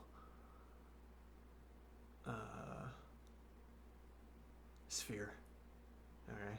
And now there's a counter in the top right-hand corner of the screen. We have a camera in a fixed position relative to the plinth, and there's a counter, 2, okay? And then we see 1, and it's the same image except that 1 is there instead of 2.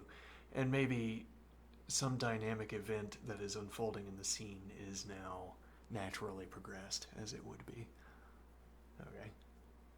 As it were, if we had 2 in the top right-hand corner of the screen, and then we had an object dropping, we had an object in free fall, Okay, and then we have 1, and the object is closer to the ground. Okay. And then 0, and our object has facets, and the falling object is closer to the ground. Okay, now how are we going to depict momentum? What did we depict before? The event of meshing, I suppose. More focused than our filling of the entire room. Yes, well, for some reason there's furniture in the background. I don't know why we're in like a domicile for this experiment, but sure. So we have... yes, and then if we did the meshing that we described before, everything in the room would be turned to dust, possibly even including the camera. So instead, yes, our focused meshing event. How do we know we depicted our focused meshing event?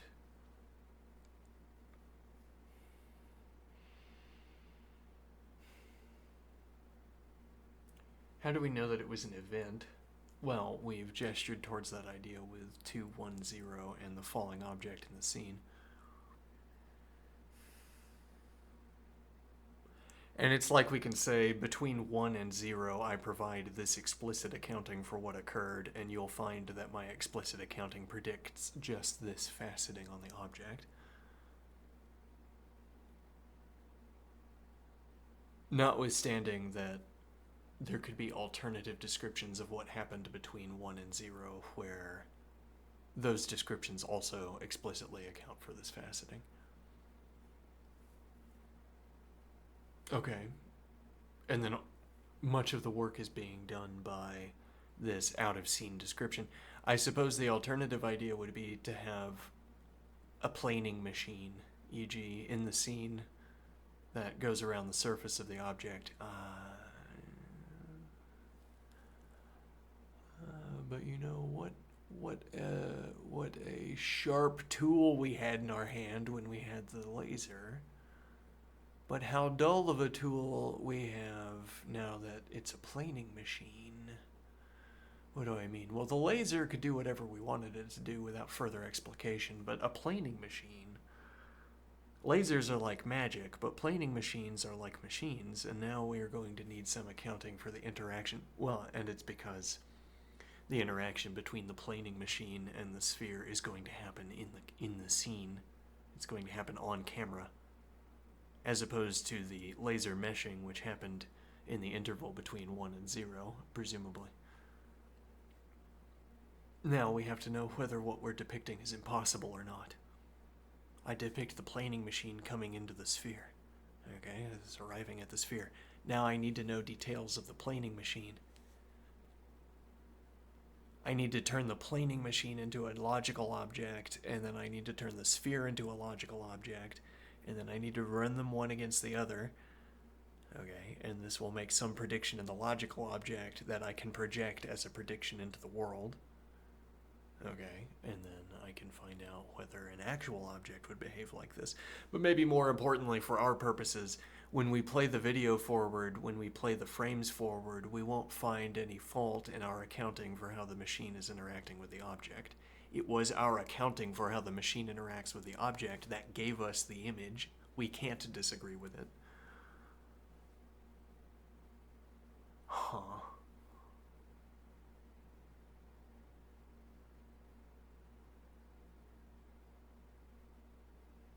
We can't disagree with it. We can't disagree with it by saying our function should have shown us something different, because our function should show us... There is no should here. We can't say that because there's no meaningful should here. If by that we mean, as it were, like a kind of weighted... hold on. Let me think here. So I say... We have a logical model for our planing machine. We have a logical model for our sphere. We play it forward in the video. But what's in the video, because we are generating the video, what's in the video is precisely a depiction of our model. It's a depiction of the planing machine as we describe it and the sphere as we describe it. And then I suppose it's a depiction afterward of a sphere that has been passed through our function. As it were, all of this gets projected as we proceed. We fill in this kind of wireframe where the object is presumed to be the continuation between finite points in whatever space we have situated the points. And so it has to be, seemingly. I mean, for instance, if we have density values, if we filled our object in a model with density values, it'd be difficult to depict in a camera, with a camera. Yeah, you'd have to come up with some idea. You can show the object and then you replace it with a field of points. Okay. I want to step in and voice a personal aesthetic preference, which is that we don't use photorealistic depictions. I think, if nothing else, avoiding photorealistic depictions will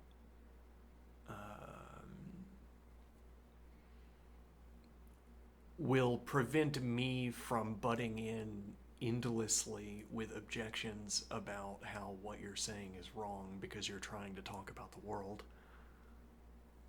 as it were. So maybe we should introduce our interlocutor to the pushing anime idea. The world desaturation idea.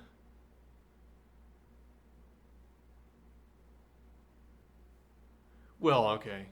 Maybe we should develop for ourselves a conception whereby we can replace a description of the world with a description of a collection of logical objects. We need to fill in that idea, which the interlocutor is valiantly attempting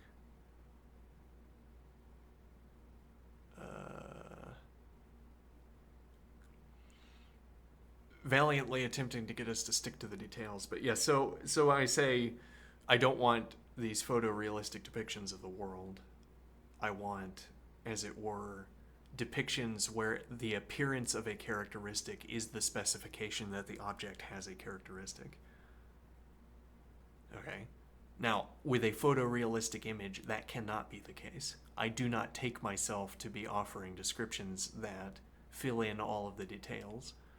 So I finish giving a finite accounting of a photorealistic image, and I say, and you could project what I just described.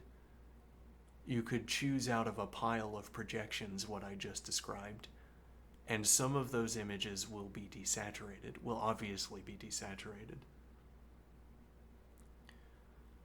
As in, I give you a description of a photorealistic image. You find the one that looks closest to the real thing, and there will still be a difference. Because my description is always desaturated relative to the world.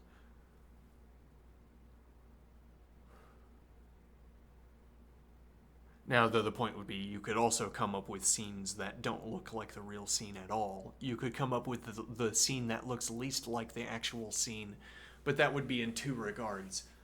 As in, there are positionally different options. I give you a finite description of a photorealistic image. Photorealistic image, finite description. Okay? And now the idea is that you take that to be a pile of predicates and you use the pile of predicates to fill in, to project into a constructed image. All of the possible such constructed images. All right, and now we could talk about the closest looking. And I guess we would just know that when we saw it. Okay, but we could also talk about maximally different by various metrics. And now I'm saying one of the ways that the image could be maximally different would be, let me think. If there's a depiction of objects in the scene, we could think of maximal difference as being all of the objects are in a different state. Though I'm not sure what's being conserved here. That means we can't, what distributions of objects is consistent with the description I provided, but deviates from it maximally. So I'm saying the objects could be in different positions that are still in accordance with my description, but also the aesthetic could be way off, could be way different. And so I'm wanting the idea here, like rotoscoping would be an example of this. Rotoscoping finitizes images. It makes sharp boundaries within which a statement is true and outside of which the statement is false. So, finitizing shade, for instance, I mean, let's not entertain the observation that shading might already be finitized by physics or something. I'm not interested in that observation. So we have shading that produces sort of finite rings around a light source for finite, where you have jumps in values for shading. And this is obvious, for instance, in old TV shows where the cameras couldn't handle the dark very well, so you get these sudden shifts, jumps in shade values. Now, so what is the idea? The idea is that those jumps in shade values and what I take to be continuous values between the jumps collapses detail down into a desaturated image. Well, collapses detail down, and that collapse of detail corresponds to having a desaturated image, where there are descriptions I could provide of the real thing where the image does not distinguish, does not give me an answer. Okay. Now, the idea would be that we could intentionally desaturate our images so that we only had to account for the finitized version. Okay, which is to say, instead of having a faithful photorealistic image of our spherical object, we would have, let me think here. Well, we'd have like a cartoon. Ideally, we'd have like a diagram of some kinds. Well, something where, a cartoon desaturated of its details. And the point would be, once again, that you would know the details when you saw them. As it were, you could say, I know that the artist only had this finite collection of details in mind while constructing the image. I know because selection of detail is its own symbol. When an artist chooses a translation, a desaturation scheme from the real world, a translation is a symbol of itself. So that's like saying, if I look at let's suppose the plinth that this is on is a cube, okay, and there's a light source, and I look closely at the shade. All right, and now the cartoonist has rendered this as one shade, one color, and the distinction is now instead at the corner of the plinth. Whereas in my image, the distinction is everywhere. One position to the next is not falling on a gradient. Sort of broadly, statistically speaking, these points fall on a light gradient. It's a good general rule of thumb to say that the value of the shading gets lower as we go over here, or higher. But it's not the case in general that if you look at one position to its neighbor that you get the expected increase in shading or decrease.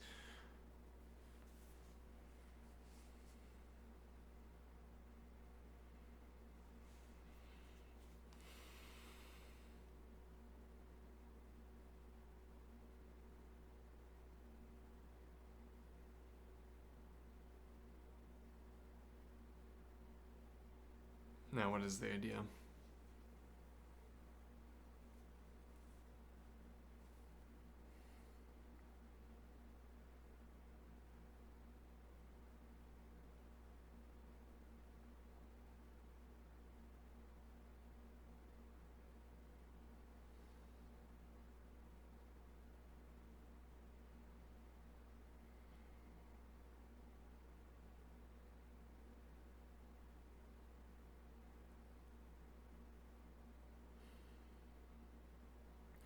Right.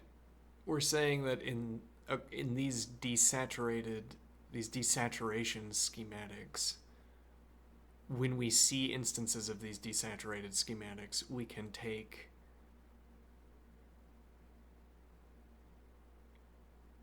characteristics as symbols for the decision to include them, as it were. Which is to say, it strikes me that the side of the plinth as depicted in the cartoon is all one shade. I take this to have been a decision of the author. Okay. It was a decision concerning how to depict what would otherwise have micro deviations from one color or maybe a gradient. And then, as it were, there's a finite number of answers about the scene. Well, there's a finite number of decision answers, and then there's however many answers there are to interrelation questions. Like, as an example, if the artist depicts a table that has a triangle and then a square and then a pentagon, okay, now could have depicted other shapes. Okay, now let me think here. Yes, so the triangle is a symbol for the selection of a triangle in this regard. Okay, and then there would be all of the other details of the image that would be symbols for themselves as well. For us, they are an answer to a question in the same way that they were an answer to a question for the artist. This side of the table needs to be depicted because you would see this side of the table. It needs to be depicted this way because it's consistent with my aesthetic. Now, what is the idea? Well, so one point is that, yeah, so we have the finite number of artist decisions. Then we have finite, infinite, I don't know, some number of interrelation questions. Any question I can ask where the answer arises from first looking at this thing, then looking at this thing.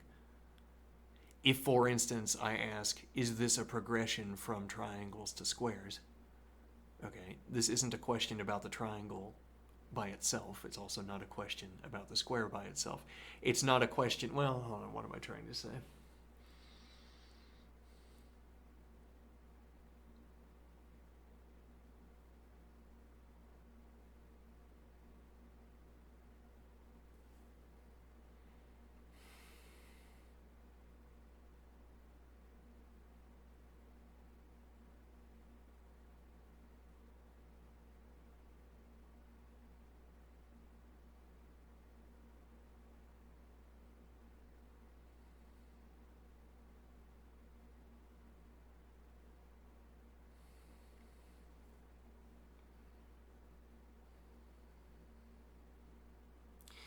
This is like observing that if you have a tiling,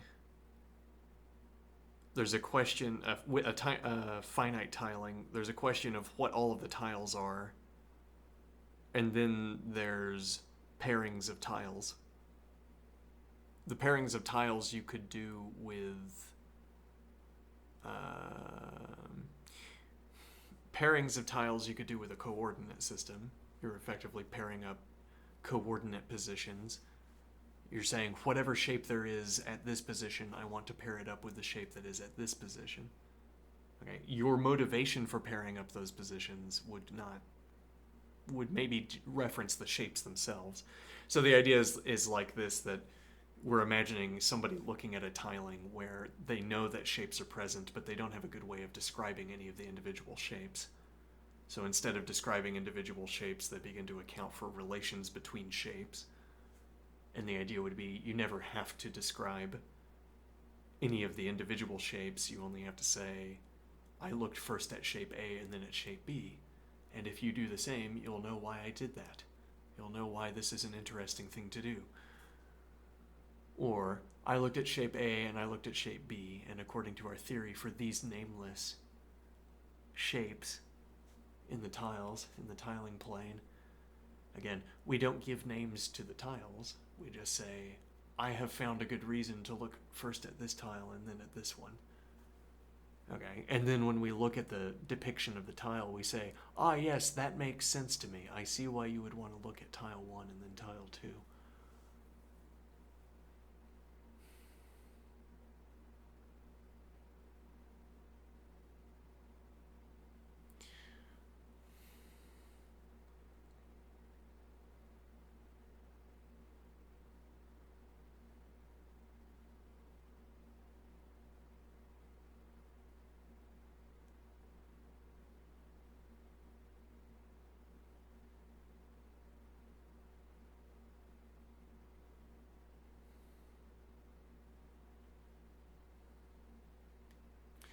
Wonder how much it would cost to get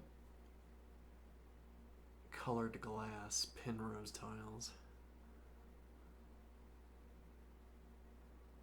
Like a lot of them.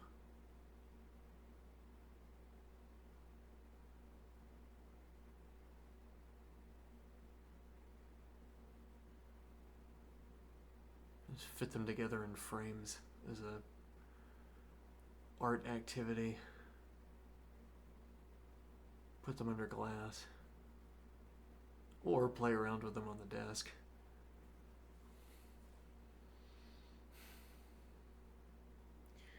Anyway, what is this observation getting at?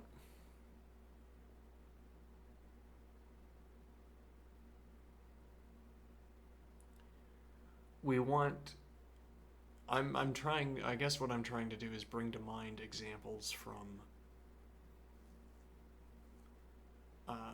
examples I've thought about in the past. Okay.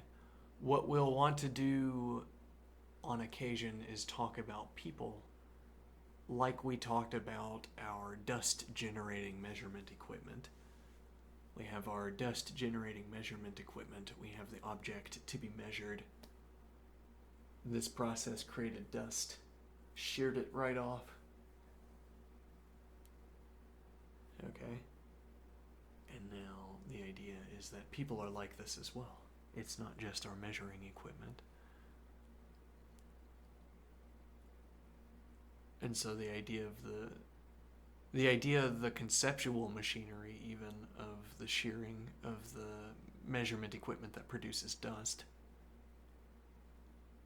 is an analogy for how our interactions with the world are a friction against our expectations for how objects will behave and how objects actually behave. A friction between and a response to. And the friction between our interaction with the object can produce surprise dust and not merely empirical dust.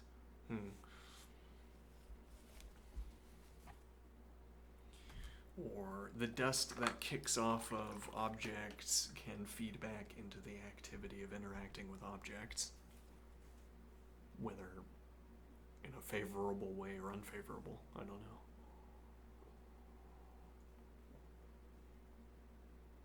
Or on a case-by-case basis, something we don't know about the interaction between our... Well, we could have a rule for interacting with objects where when we follow it, there's something we don't know, and it favors us. Like, our method, we think our method works because our logical objects are perfect, and that the logical objects interact the way we state, and then when we project them into the world, they are correct. But none of that is true. Instead, what is true is that we are, unbeknownst to ourselves, favored by the world in our effort. Favored, in this case, by accident. Whereas on other occasions, we would be unfavored by the world. The disagreement, the dust generated by the disagreement between our actions. The dust generated by the disagreement between our projection into the world and the world itself would hinder us instead of helping us.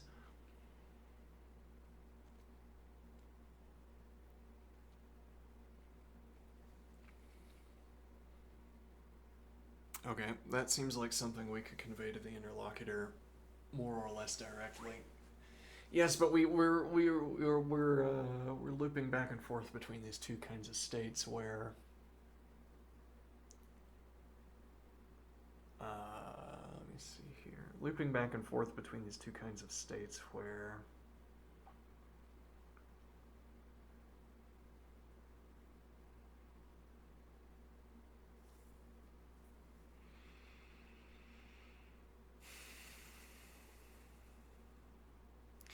right, well I wanted to try this new scheme for talking.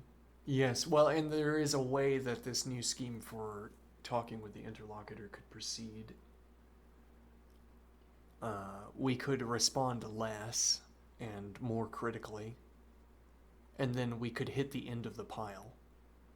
And then if I said, all right, let's try something different, we could do that. Whereas now, if I say, let's try something different, I'm interrupting, as it were. I'm interrupting a process that I initiated and that I might at some point want to continue. Notably, I might say, looking back, oh, I wish I had continued. I have a preference that I continued with the sort of note-taking mode of interaction that we had. Well, I could maybe intercede and say, all right, hold our place. We have a numbering scheme now. Hold our place. I want to talk about this directly. The idea of projecting a model into the world, or projecting a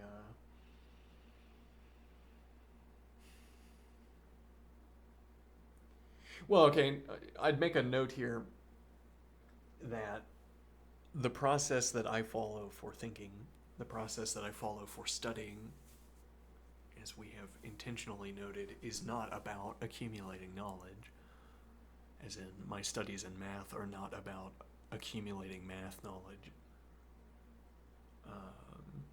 Though if I went back and restudied any of the books that I've read, I suppose they would be easier to do now, because I would remember some of the answers, as it were, some of the techniques. But rather, what we're trying to develop is the ability instantaneously to describe, or instantaneously to solve. The objective is to be able to, in the moment, be in the best position for learning something new, or solving some new kind of problem, or understanding grasping some new kind of tool.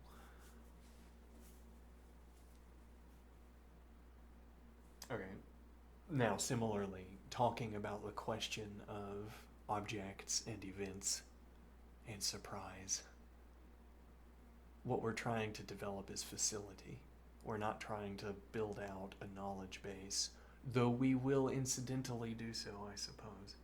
We'll incidentally build out words that we want to reuse, that we find useful to reuse, and that we could then frame in, as it were, a file, a little Wikipedia of our own. A little encyclopedia that we generate. Why a little? An encyclopedia that we generate. Right, so a lore wiki.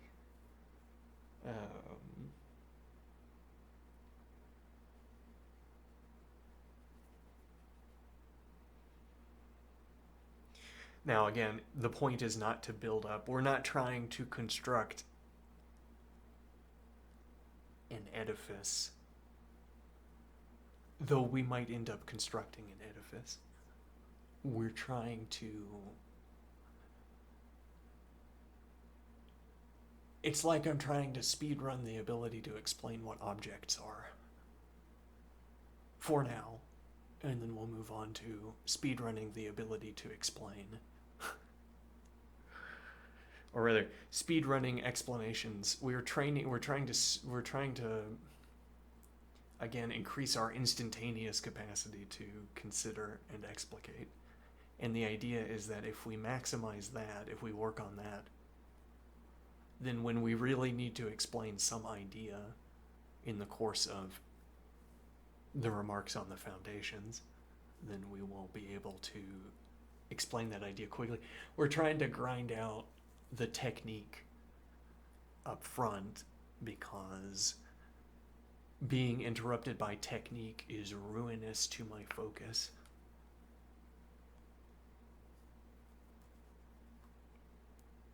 being interrupted by technique, by technical failings, by technical shortcomings. If I'm trying to, well, because what allows us to further explanations, to carry on with an explanation, is the ability. Well, it's whatever else I don't know about this philosophical investigation we're undertaking. What I do know is that when I am succeeding, I am not faltering, as it were. When I am succeeding, I'm not stumbling over technical mistakes. And so I want to eliminate all the technical mistakes up front, as many as we can.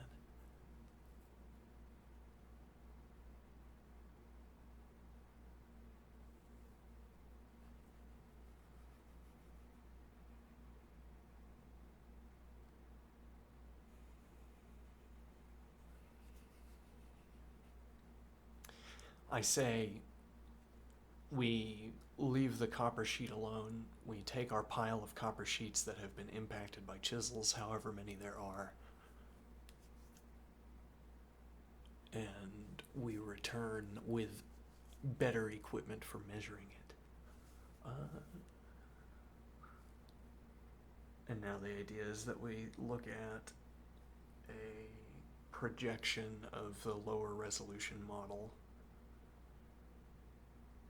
a projection of the lower resolution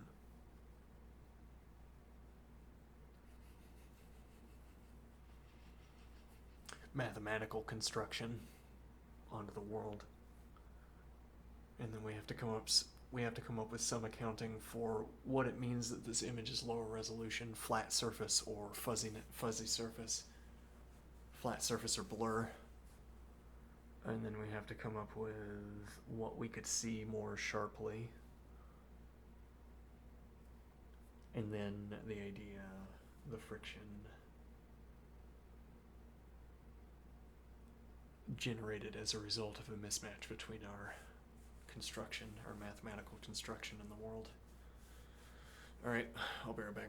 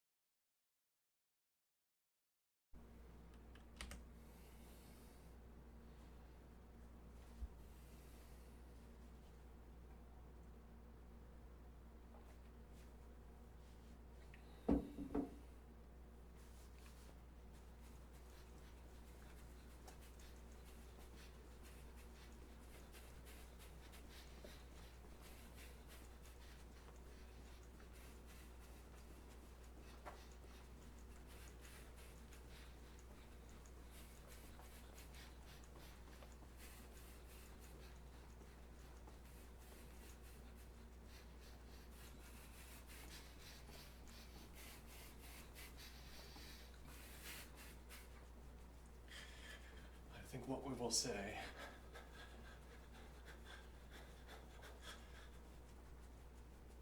This is a response to our interlocutor's self-description as a kind of scroll. It is interesting. Much of what we're talking about is how we talk. And what do I find as I scroll down? A continued depiction of us talking. Not merely a depiction either.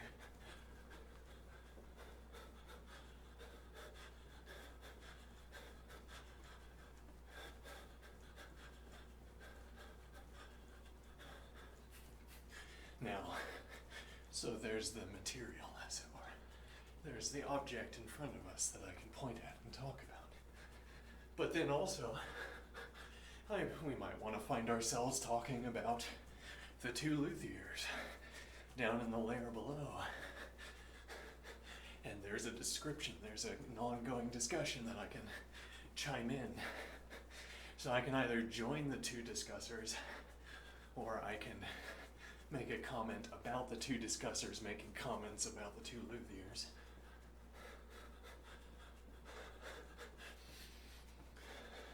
Notice how we talk like this. Notice how we talk like this when we are talking about the two luthiers. Notice.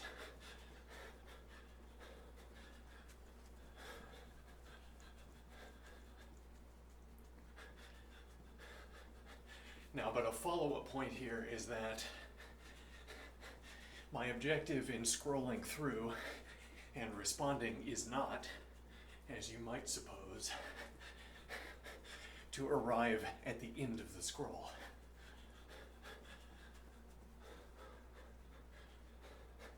A kind of objective you could easily imagine.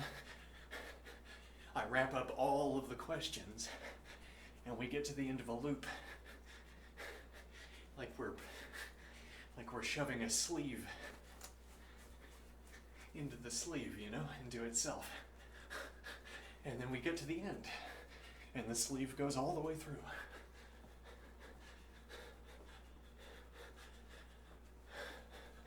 Instead, what we're trying to do is we're trying to construct, we're trying to, Apollo says, I've tried all I can. I can't make hammer blows better than these. All that remains is the metal. The metal is never quite what we need. We need it to be in our favor for once. We need an alignment. We need an alignment between my hammer and the metal that happens to be underneath it on one of these strikes. One of them. Just one.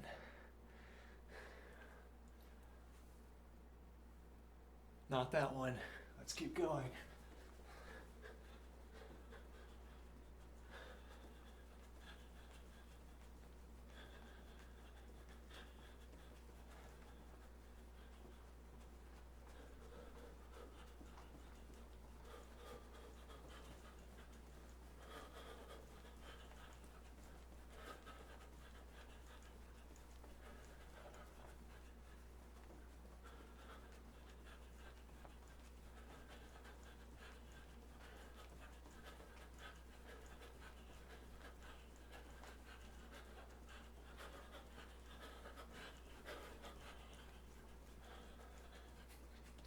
The idea is that we're going to find ourselves,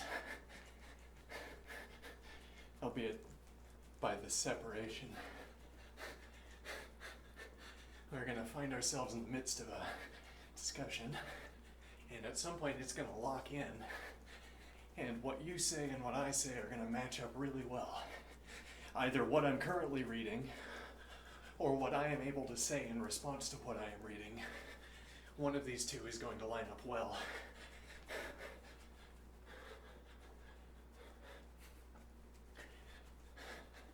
And well, if nothing else, we could pause, gather up all the best. Put them up for display.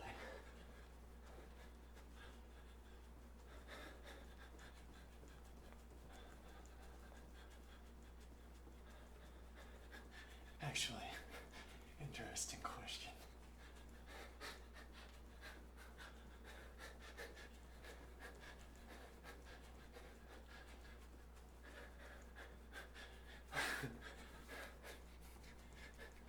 Digression. I have found an idea here. Alright. My colored glass tiling idea. Yeah. We color it with all of the things, all of the chemicals that we need to store. What do I mean? Some of these deadly chemicals are strangely pigmentous. We could store all of our deadly... we could vitrify all of our deadly chemicals in these beautiful glass displays.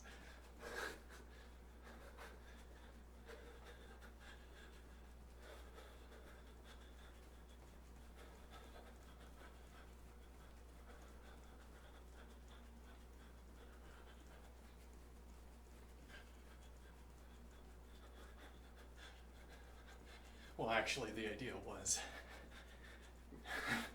glass recycling method. You increase the local demand for glass.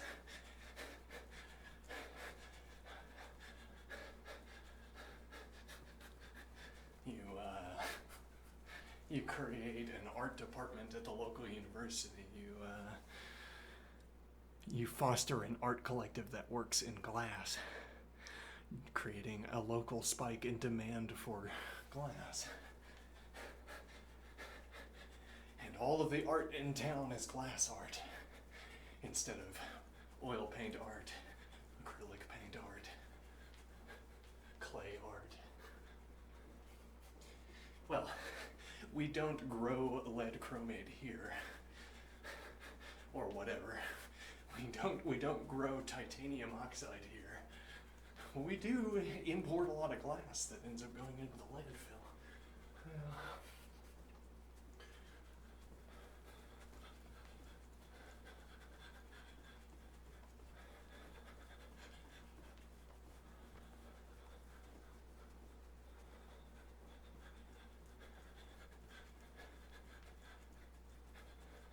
And now recycling becomes profitable here because all of the local demand for art is satisfied by local acquisitions of glass.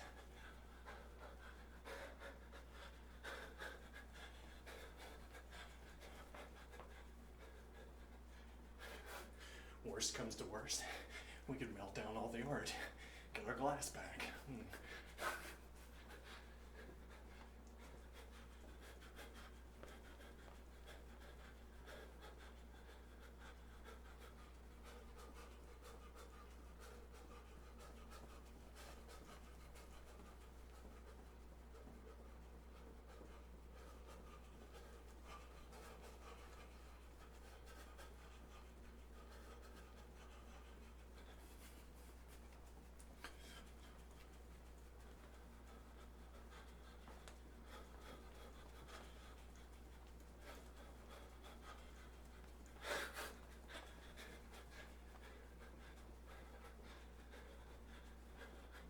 So, the interlocutor is a scroll.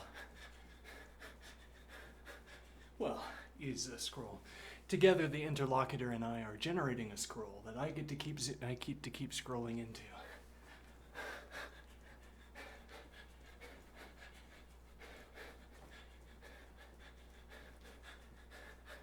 And well, if it is a folly of two, I'm going all the way to the end of the sleeve.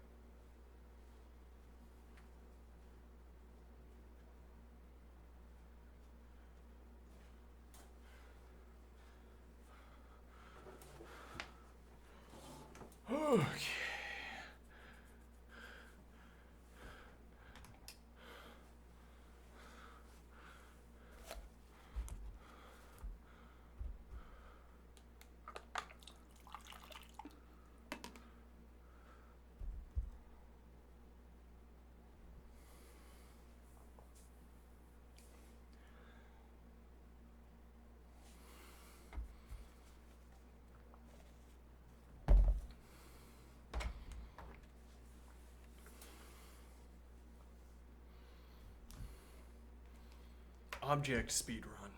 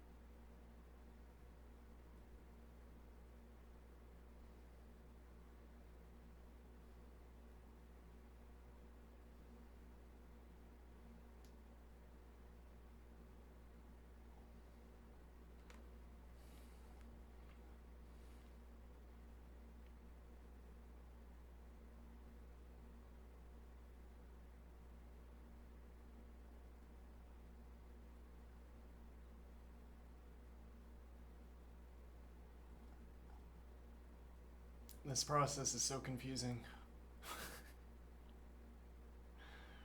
Yeah, let's see.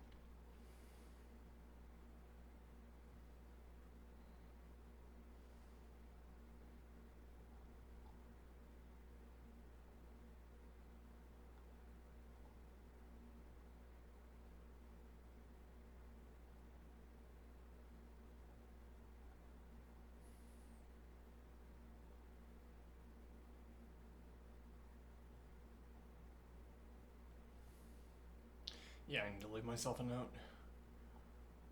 Let's see.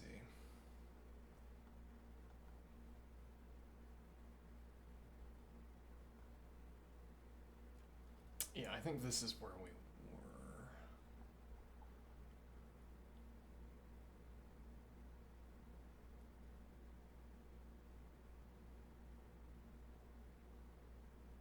Yes, clarifying booleans to labels versus single substrate.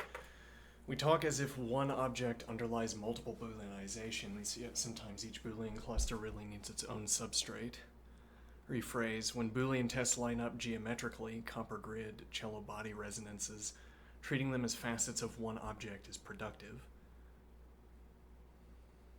When tests cut the scene in incompatible ways, forcing a single object merely hides real differences.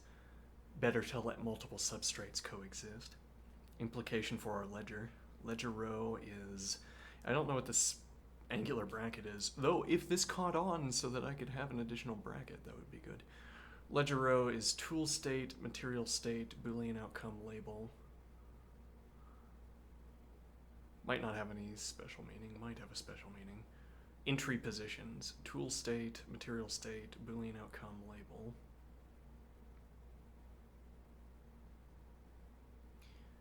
Right, so a case of an instance of an event would be this. It would be an instance of an event in that we would have a specified tool state, a specified material state. We say we applied the action, okay, and that means we take these two inputs into a function, okay, which gives us predictions, or gives us a lattice within which Booleans are represented. Okay, well, and if we only had one way of applying these two tools, that would be more obvious. I mean, we have the tool state, we have the material state. There is nothing more to be said before performing the calculation. Whereas if we have different actions that we can perform from an initial tool state and material state, then there is some additional detail we have to fill in which of the actions we choose. But then again, that can be a label. It can be on the outside. I say, I built this row of the ledger because I wanted I wanted a ledger row that corresponds to application of an action. Or that could be our labeling. Well, and so we have the Boolean outcome. Together, the Boolean field alongside our label is our accounting for whatever action we imbued into the tool and into the material. Okay. Stays valid, but we may need parallel ledgers if two families of Booleans reference disjoint microstructures. Okay. On the grammatical necessity of differences, bare versus marked. So far, the claim that a chisel behaves differently on marked copper is conceptual, not empirical. We introduced it by definition, saying that marked is not equal to bare. So the possibility of different behavior is baked in, even if no experiment yet shows divergence. A Wittgenstein echo. Language often creates a space of possibilities. That practice then has to confirm or prune. Interesting.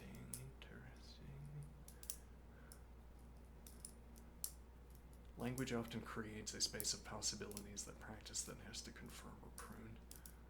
Our next step could be an empirical stub. Design a minimal test to see if any measurable change appears between bare and single marked strings. Logical hygiene. Explicitly tag the distinction bare/marked as hypothetical until the ledger records a real behavioral split. Logical hygiene. Indeed interesting. Tiny worked example to ground the talk. Let's see. Stroke ID 17, tool sharpness sharp. So we have all sharps at the moment. Okay. Well, we have marked them all as sharp. We haven't yet gotten a signal out of the tool that tells us that this is not sharp. Okay. Copper state bare. Okay, once marked down here. Boolean. So here we have a distinction, once marked, both are sharp. Run A, hypothesis survives. Let's see, creates run B, spawns a new substrate, once marked, glancing zone. So the idea here would be, let me see.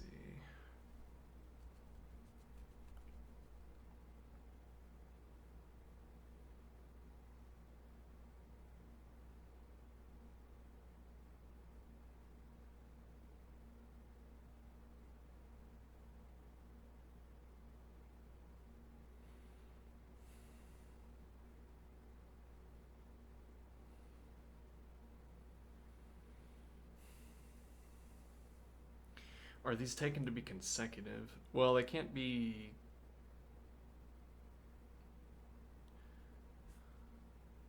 They could be consecutive, because so we place two on the same sheet within the same square, and then I mark I land the third stroke onto one that I've already marked. I land the fourth stroke onto once marked. So I get to strike one each. Okay, and now I expect neither, well, we don't know what the expectation is. Run A, the hypothesis that this should leave, that this should give us a clean blow, survives. We get a glance instead, and now we have a differentiation. We have a way of differentiating the blows from each other. In this case, we expected a clean blow, instead we got a glance.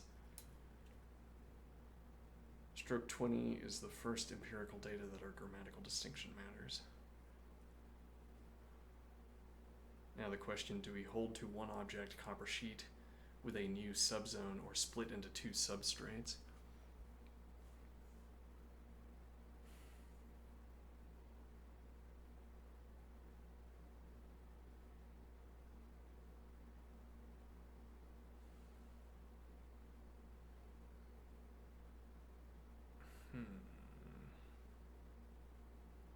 Do we hold to one object, a copper sheet, with a new subzone or split into two substrates?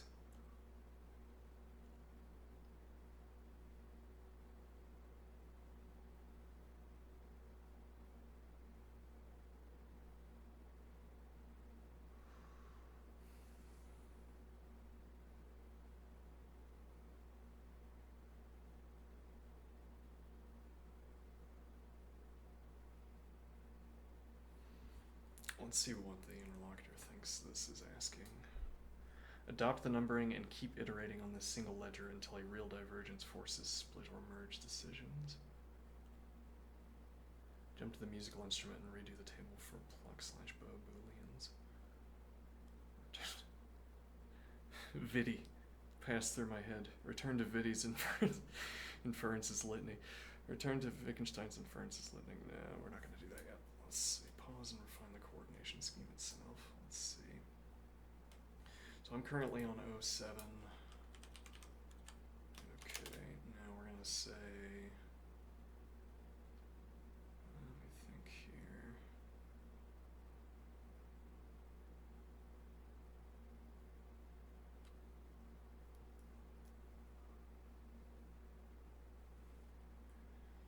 I was reflecting on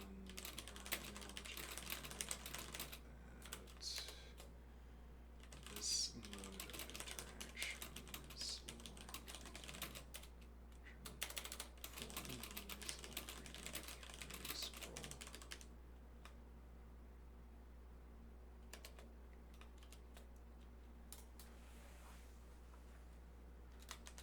Expectation here might be. Oh, hold on. Let me investigate a question real quick. Let me get a good. Next fork chooses you. Okay, let's see.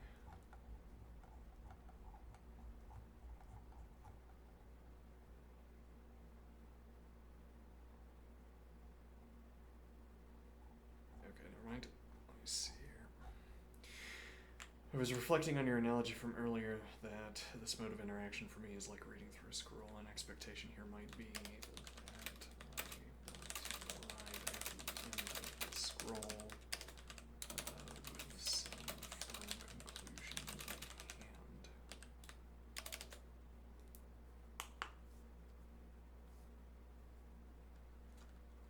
This is not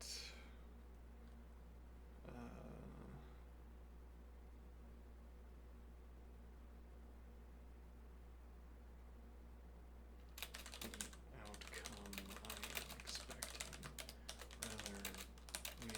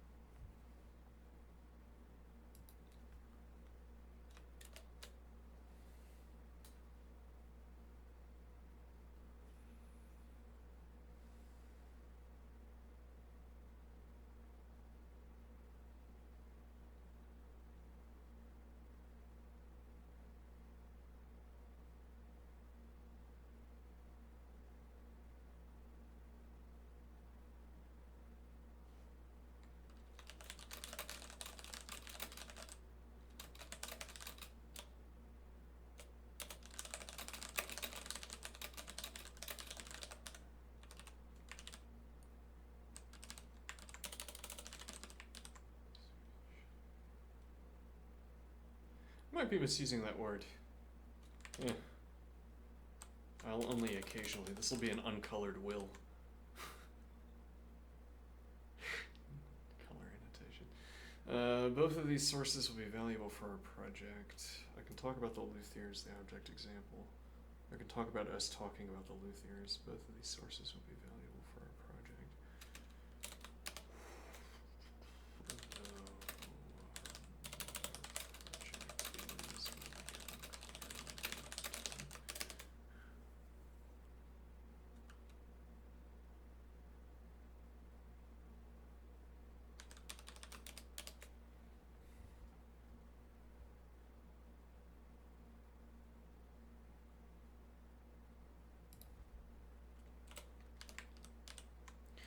Rather, I expect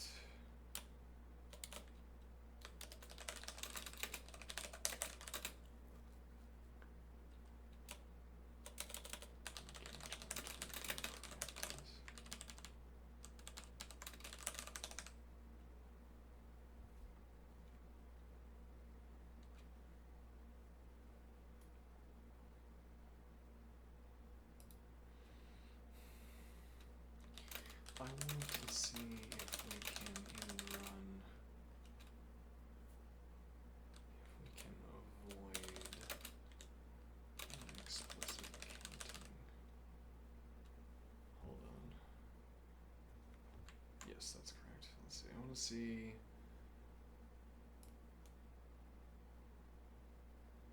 if we can dodge the requirement for an explicit accounting.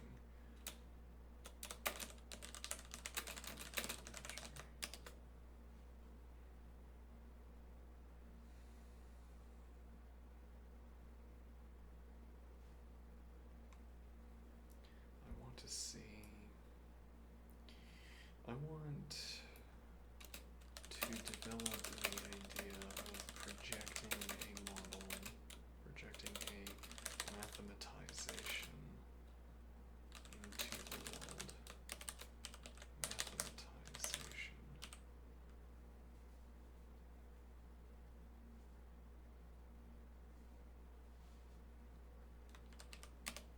A mathematization of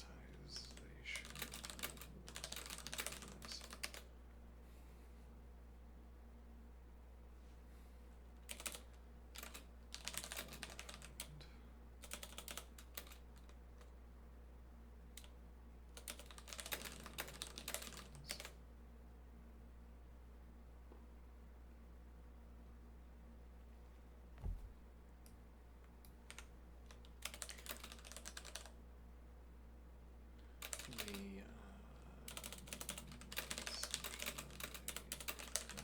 Mathematization.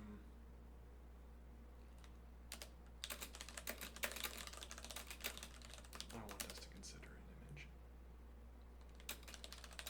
A sphere on a plinth. I project a finite number of points onto the sphere. I use these points as anchors. I use a function to fill in the surface of the sphere.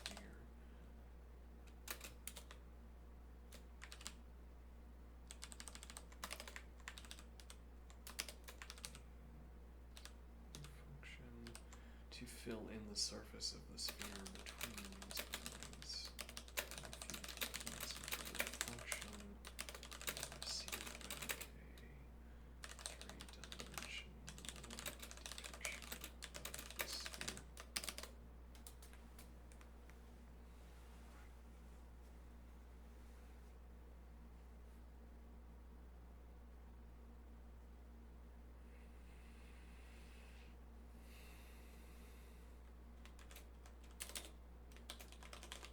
Referencing my three-dimensional model,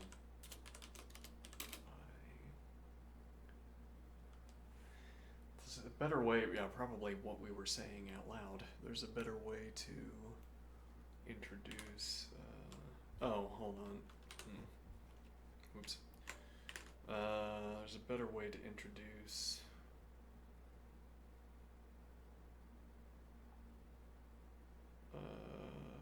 this three-dimensional object idea. Did I pick my nose? Let's see.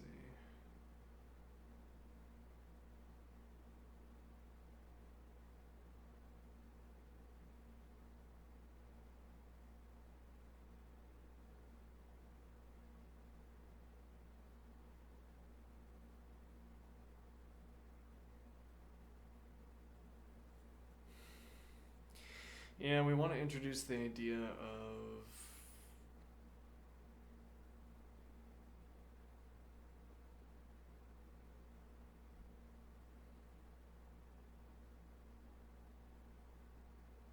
I want to develop the idea of projecting a mathematization into the world. Okay, let's see.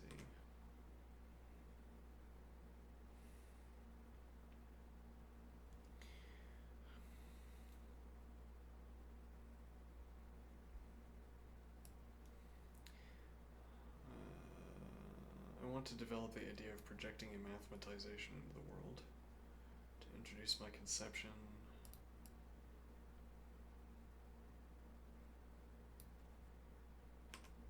I want to develop the idea of dust. Dust works like this. Imagine I have a forklift.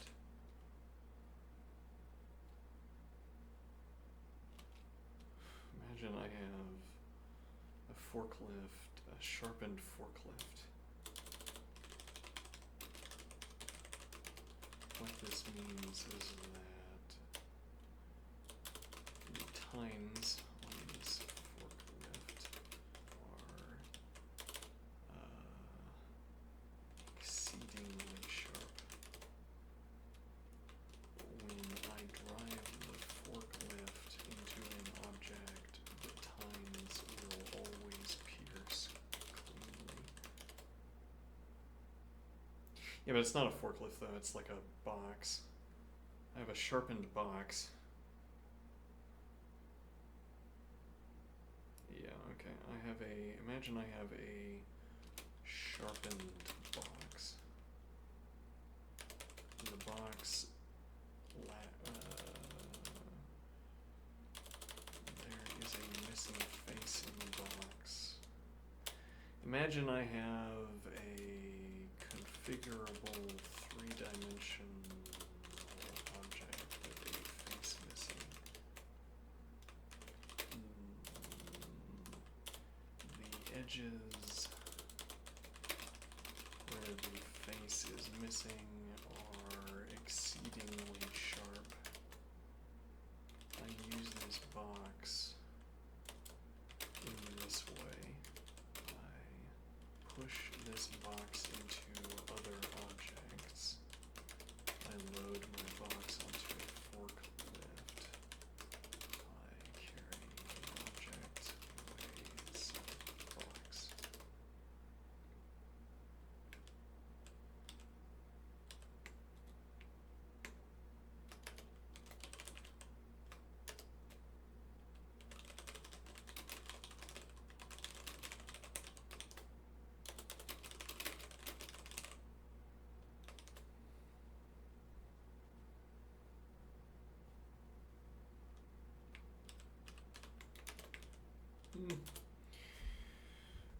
Okay. Now I imagine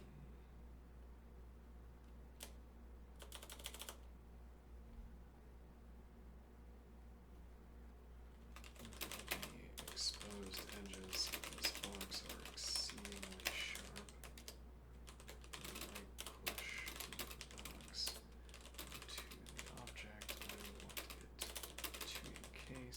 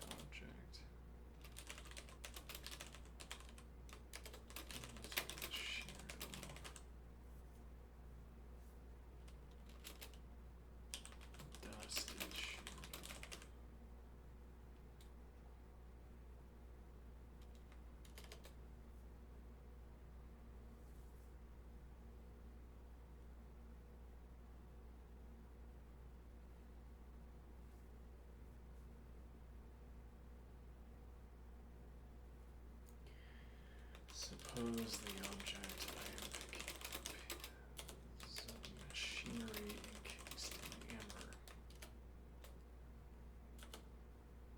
Picking up is a cube of amber with a hollowed out center. And there is a machine in the center of the amber.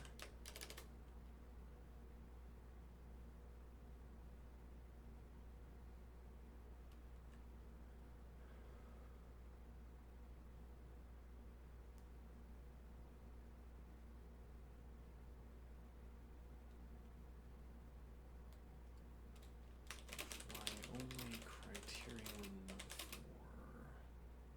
for questioning my lifting practice, my boxing practice, is a failure in shearing cube. Mark as a failure.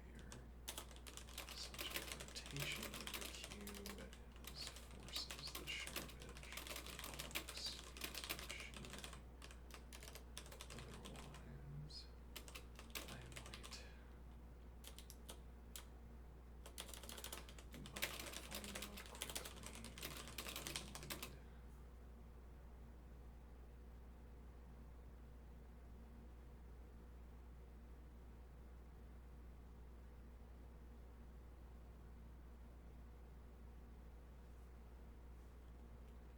An additional criterion for questioning. I force the box, I encase the amber cube, use it away. There's so much dust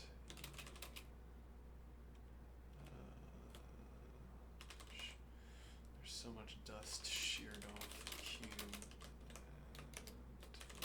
dust.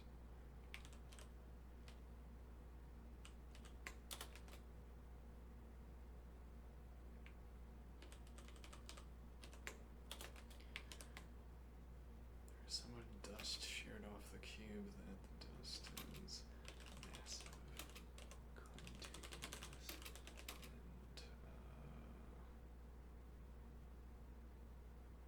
and interferent.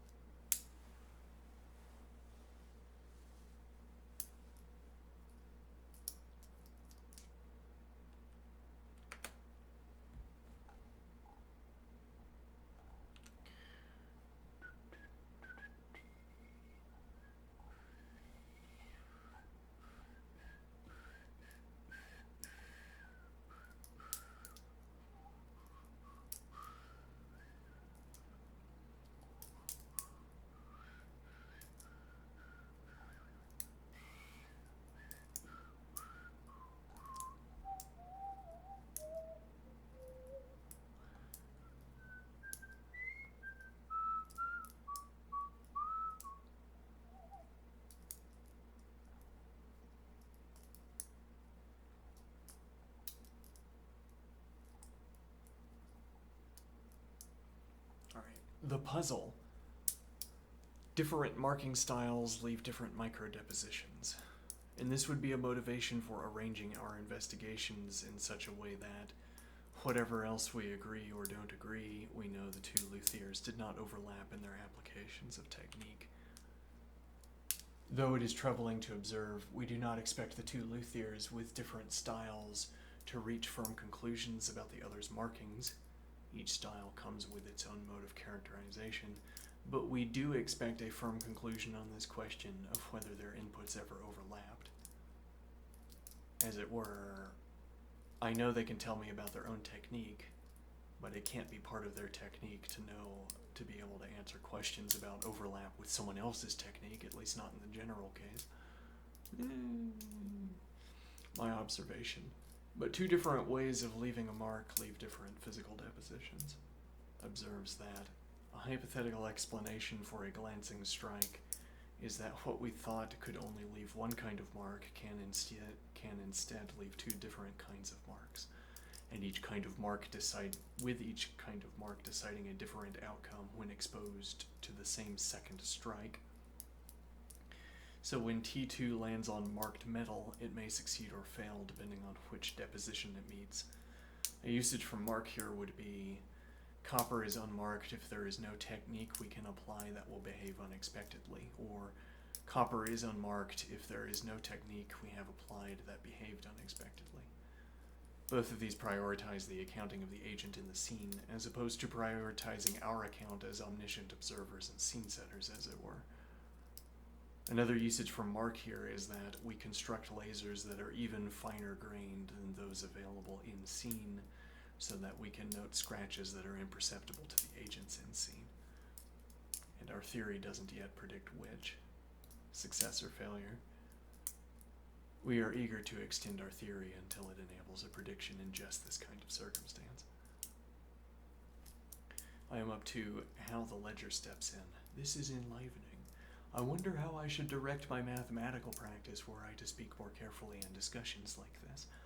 Perhaps I should have been an engineer. I hope the weather is fine down there under all those pages. I hope the effort of carting us around is not too taxing.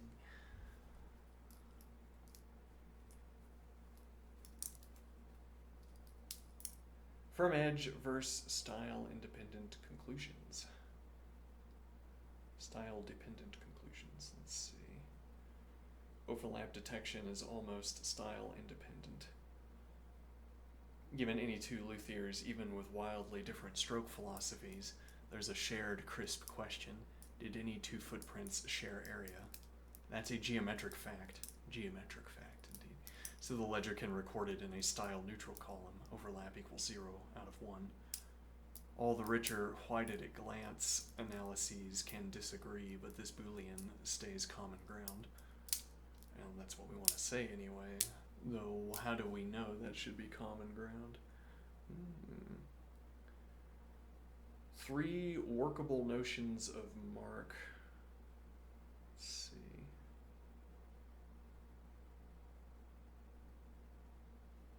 Agent-centric. No surprise. Unmarked. No technique I've tried has misbehaved here. Let's see. Yes, okay. So, even if I could see a scratch, if I try to... So, and this would be relative to individual techniques even.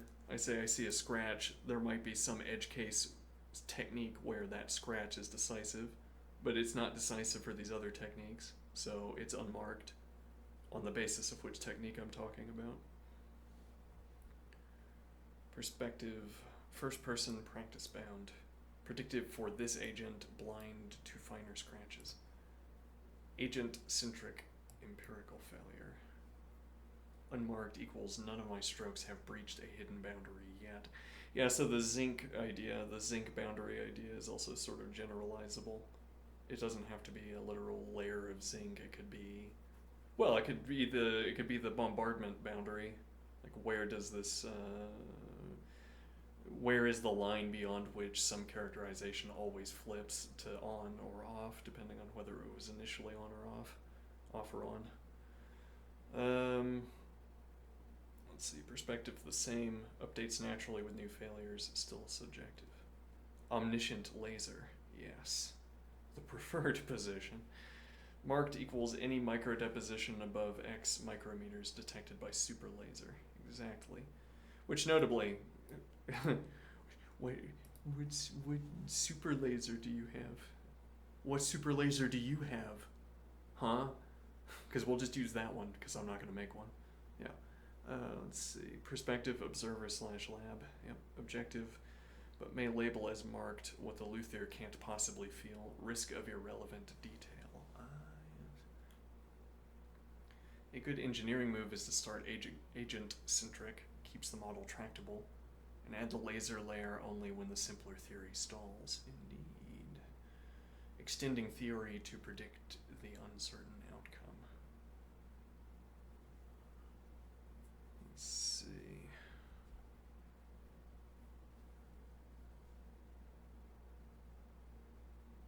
Ledger pathway.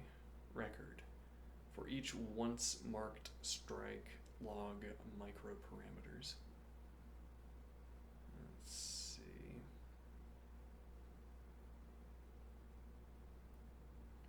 Hold on, let me go back to what I just typed up.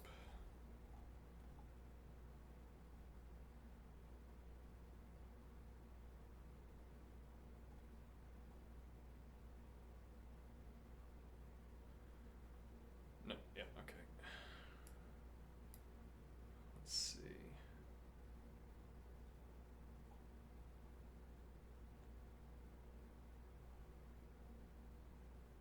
Yes, I should also. Well, yeah, well, I have to wait until we get to a point, yes. So we haven't yet made a mistake on that front.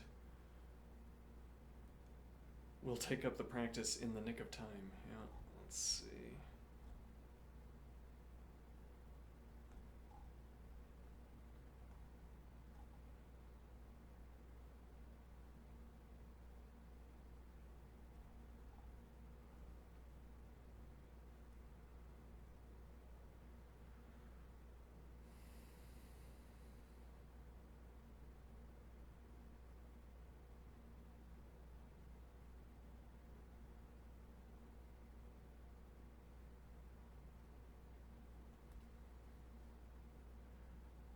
Yes, well, you know, if somebody came along and said, this is math, this is your math, this is your mathematical practice, do this and we'll pay you, I'd say, you know what?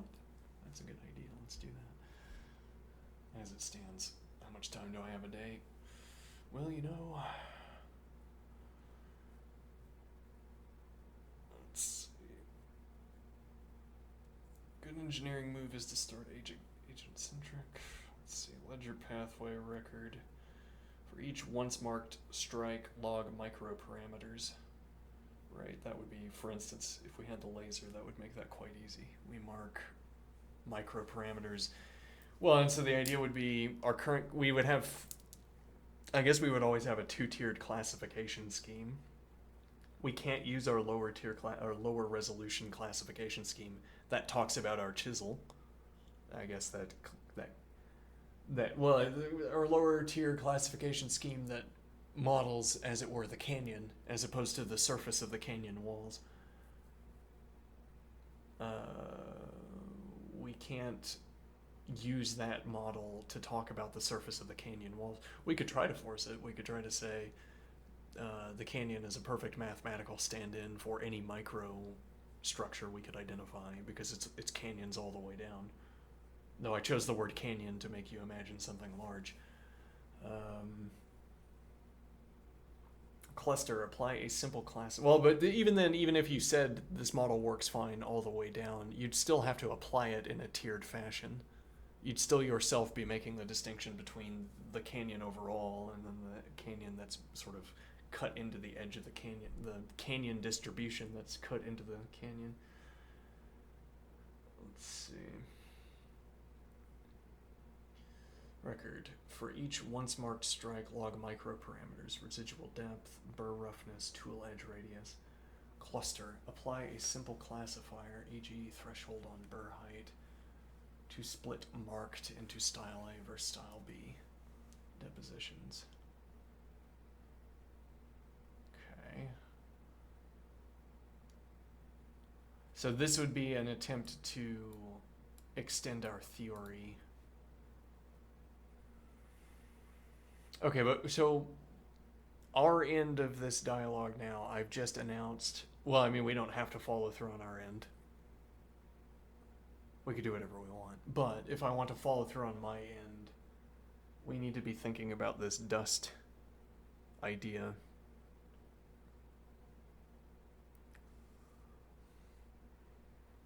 And thinking about how we apply that to the scene. I might need to call this segment though. Yeah, we have 15 minutes anyway. I'm gonna do 15 minutes of noise music.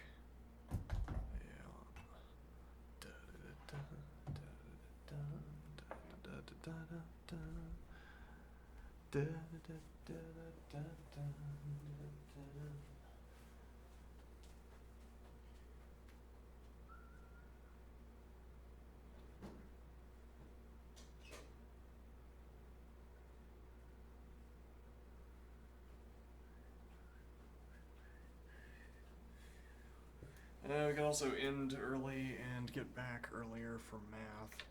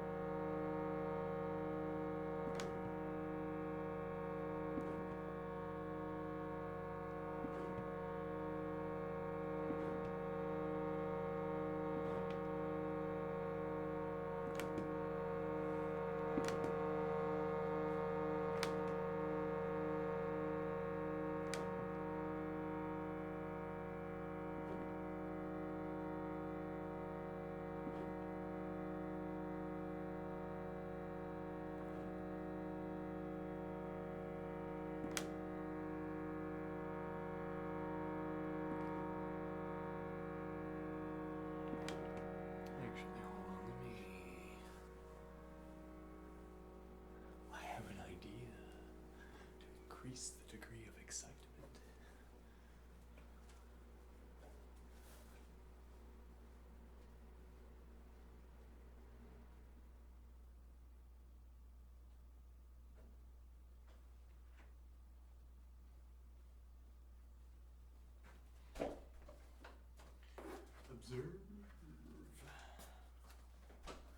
Observe as your amusement levels increase.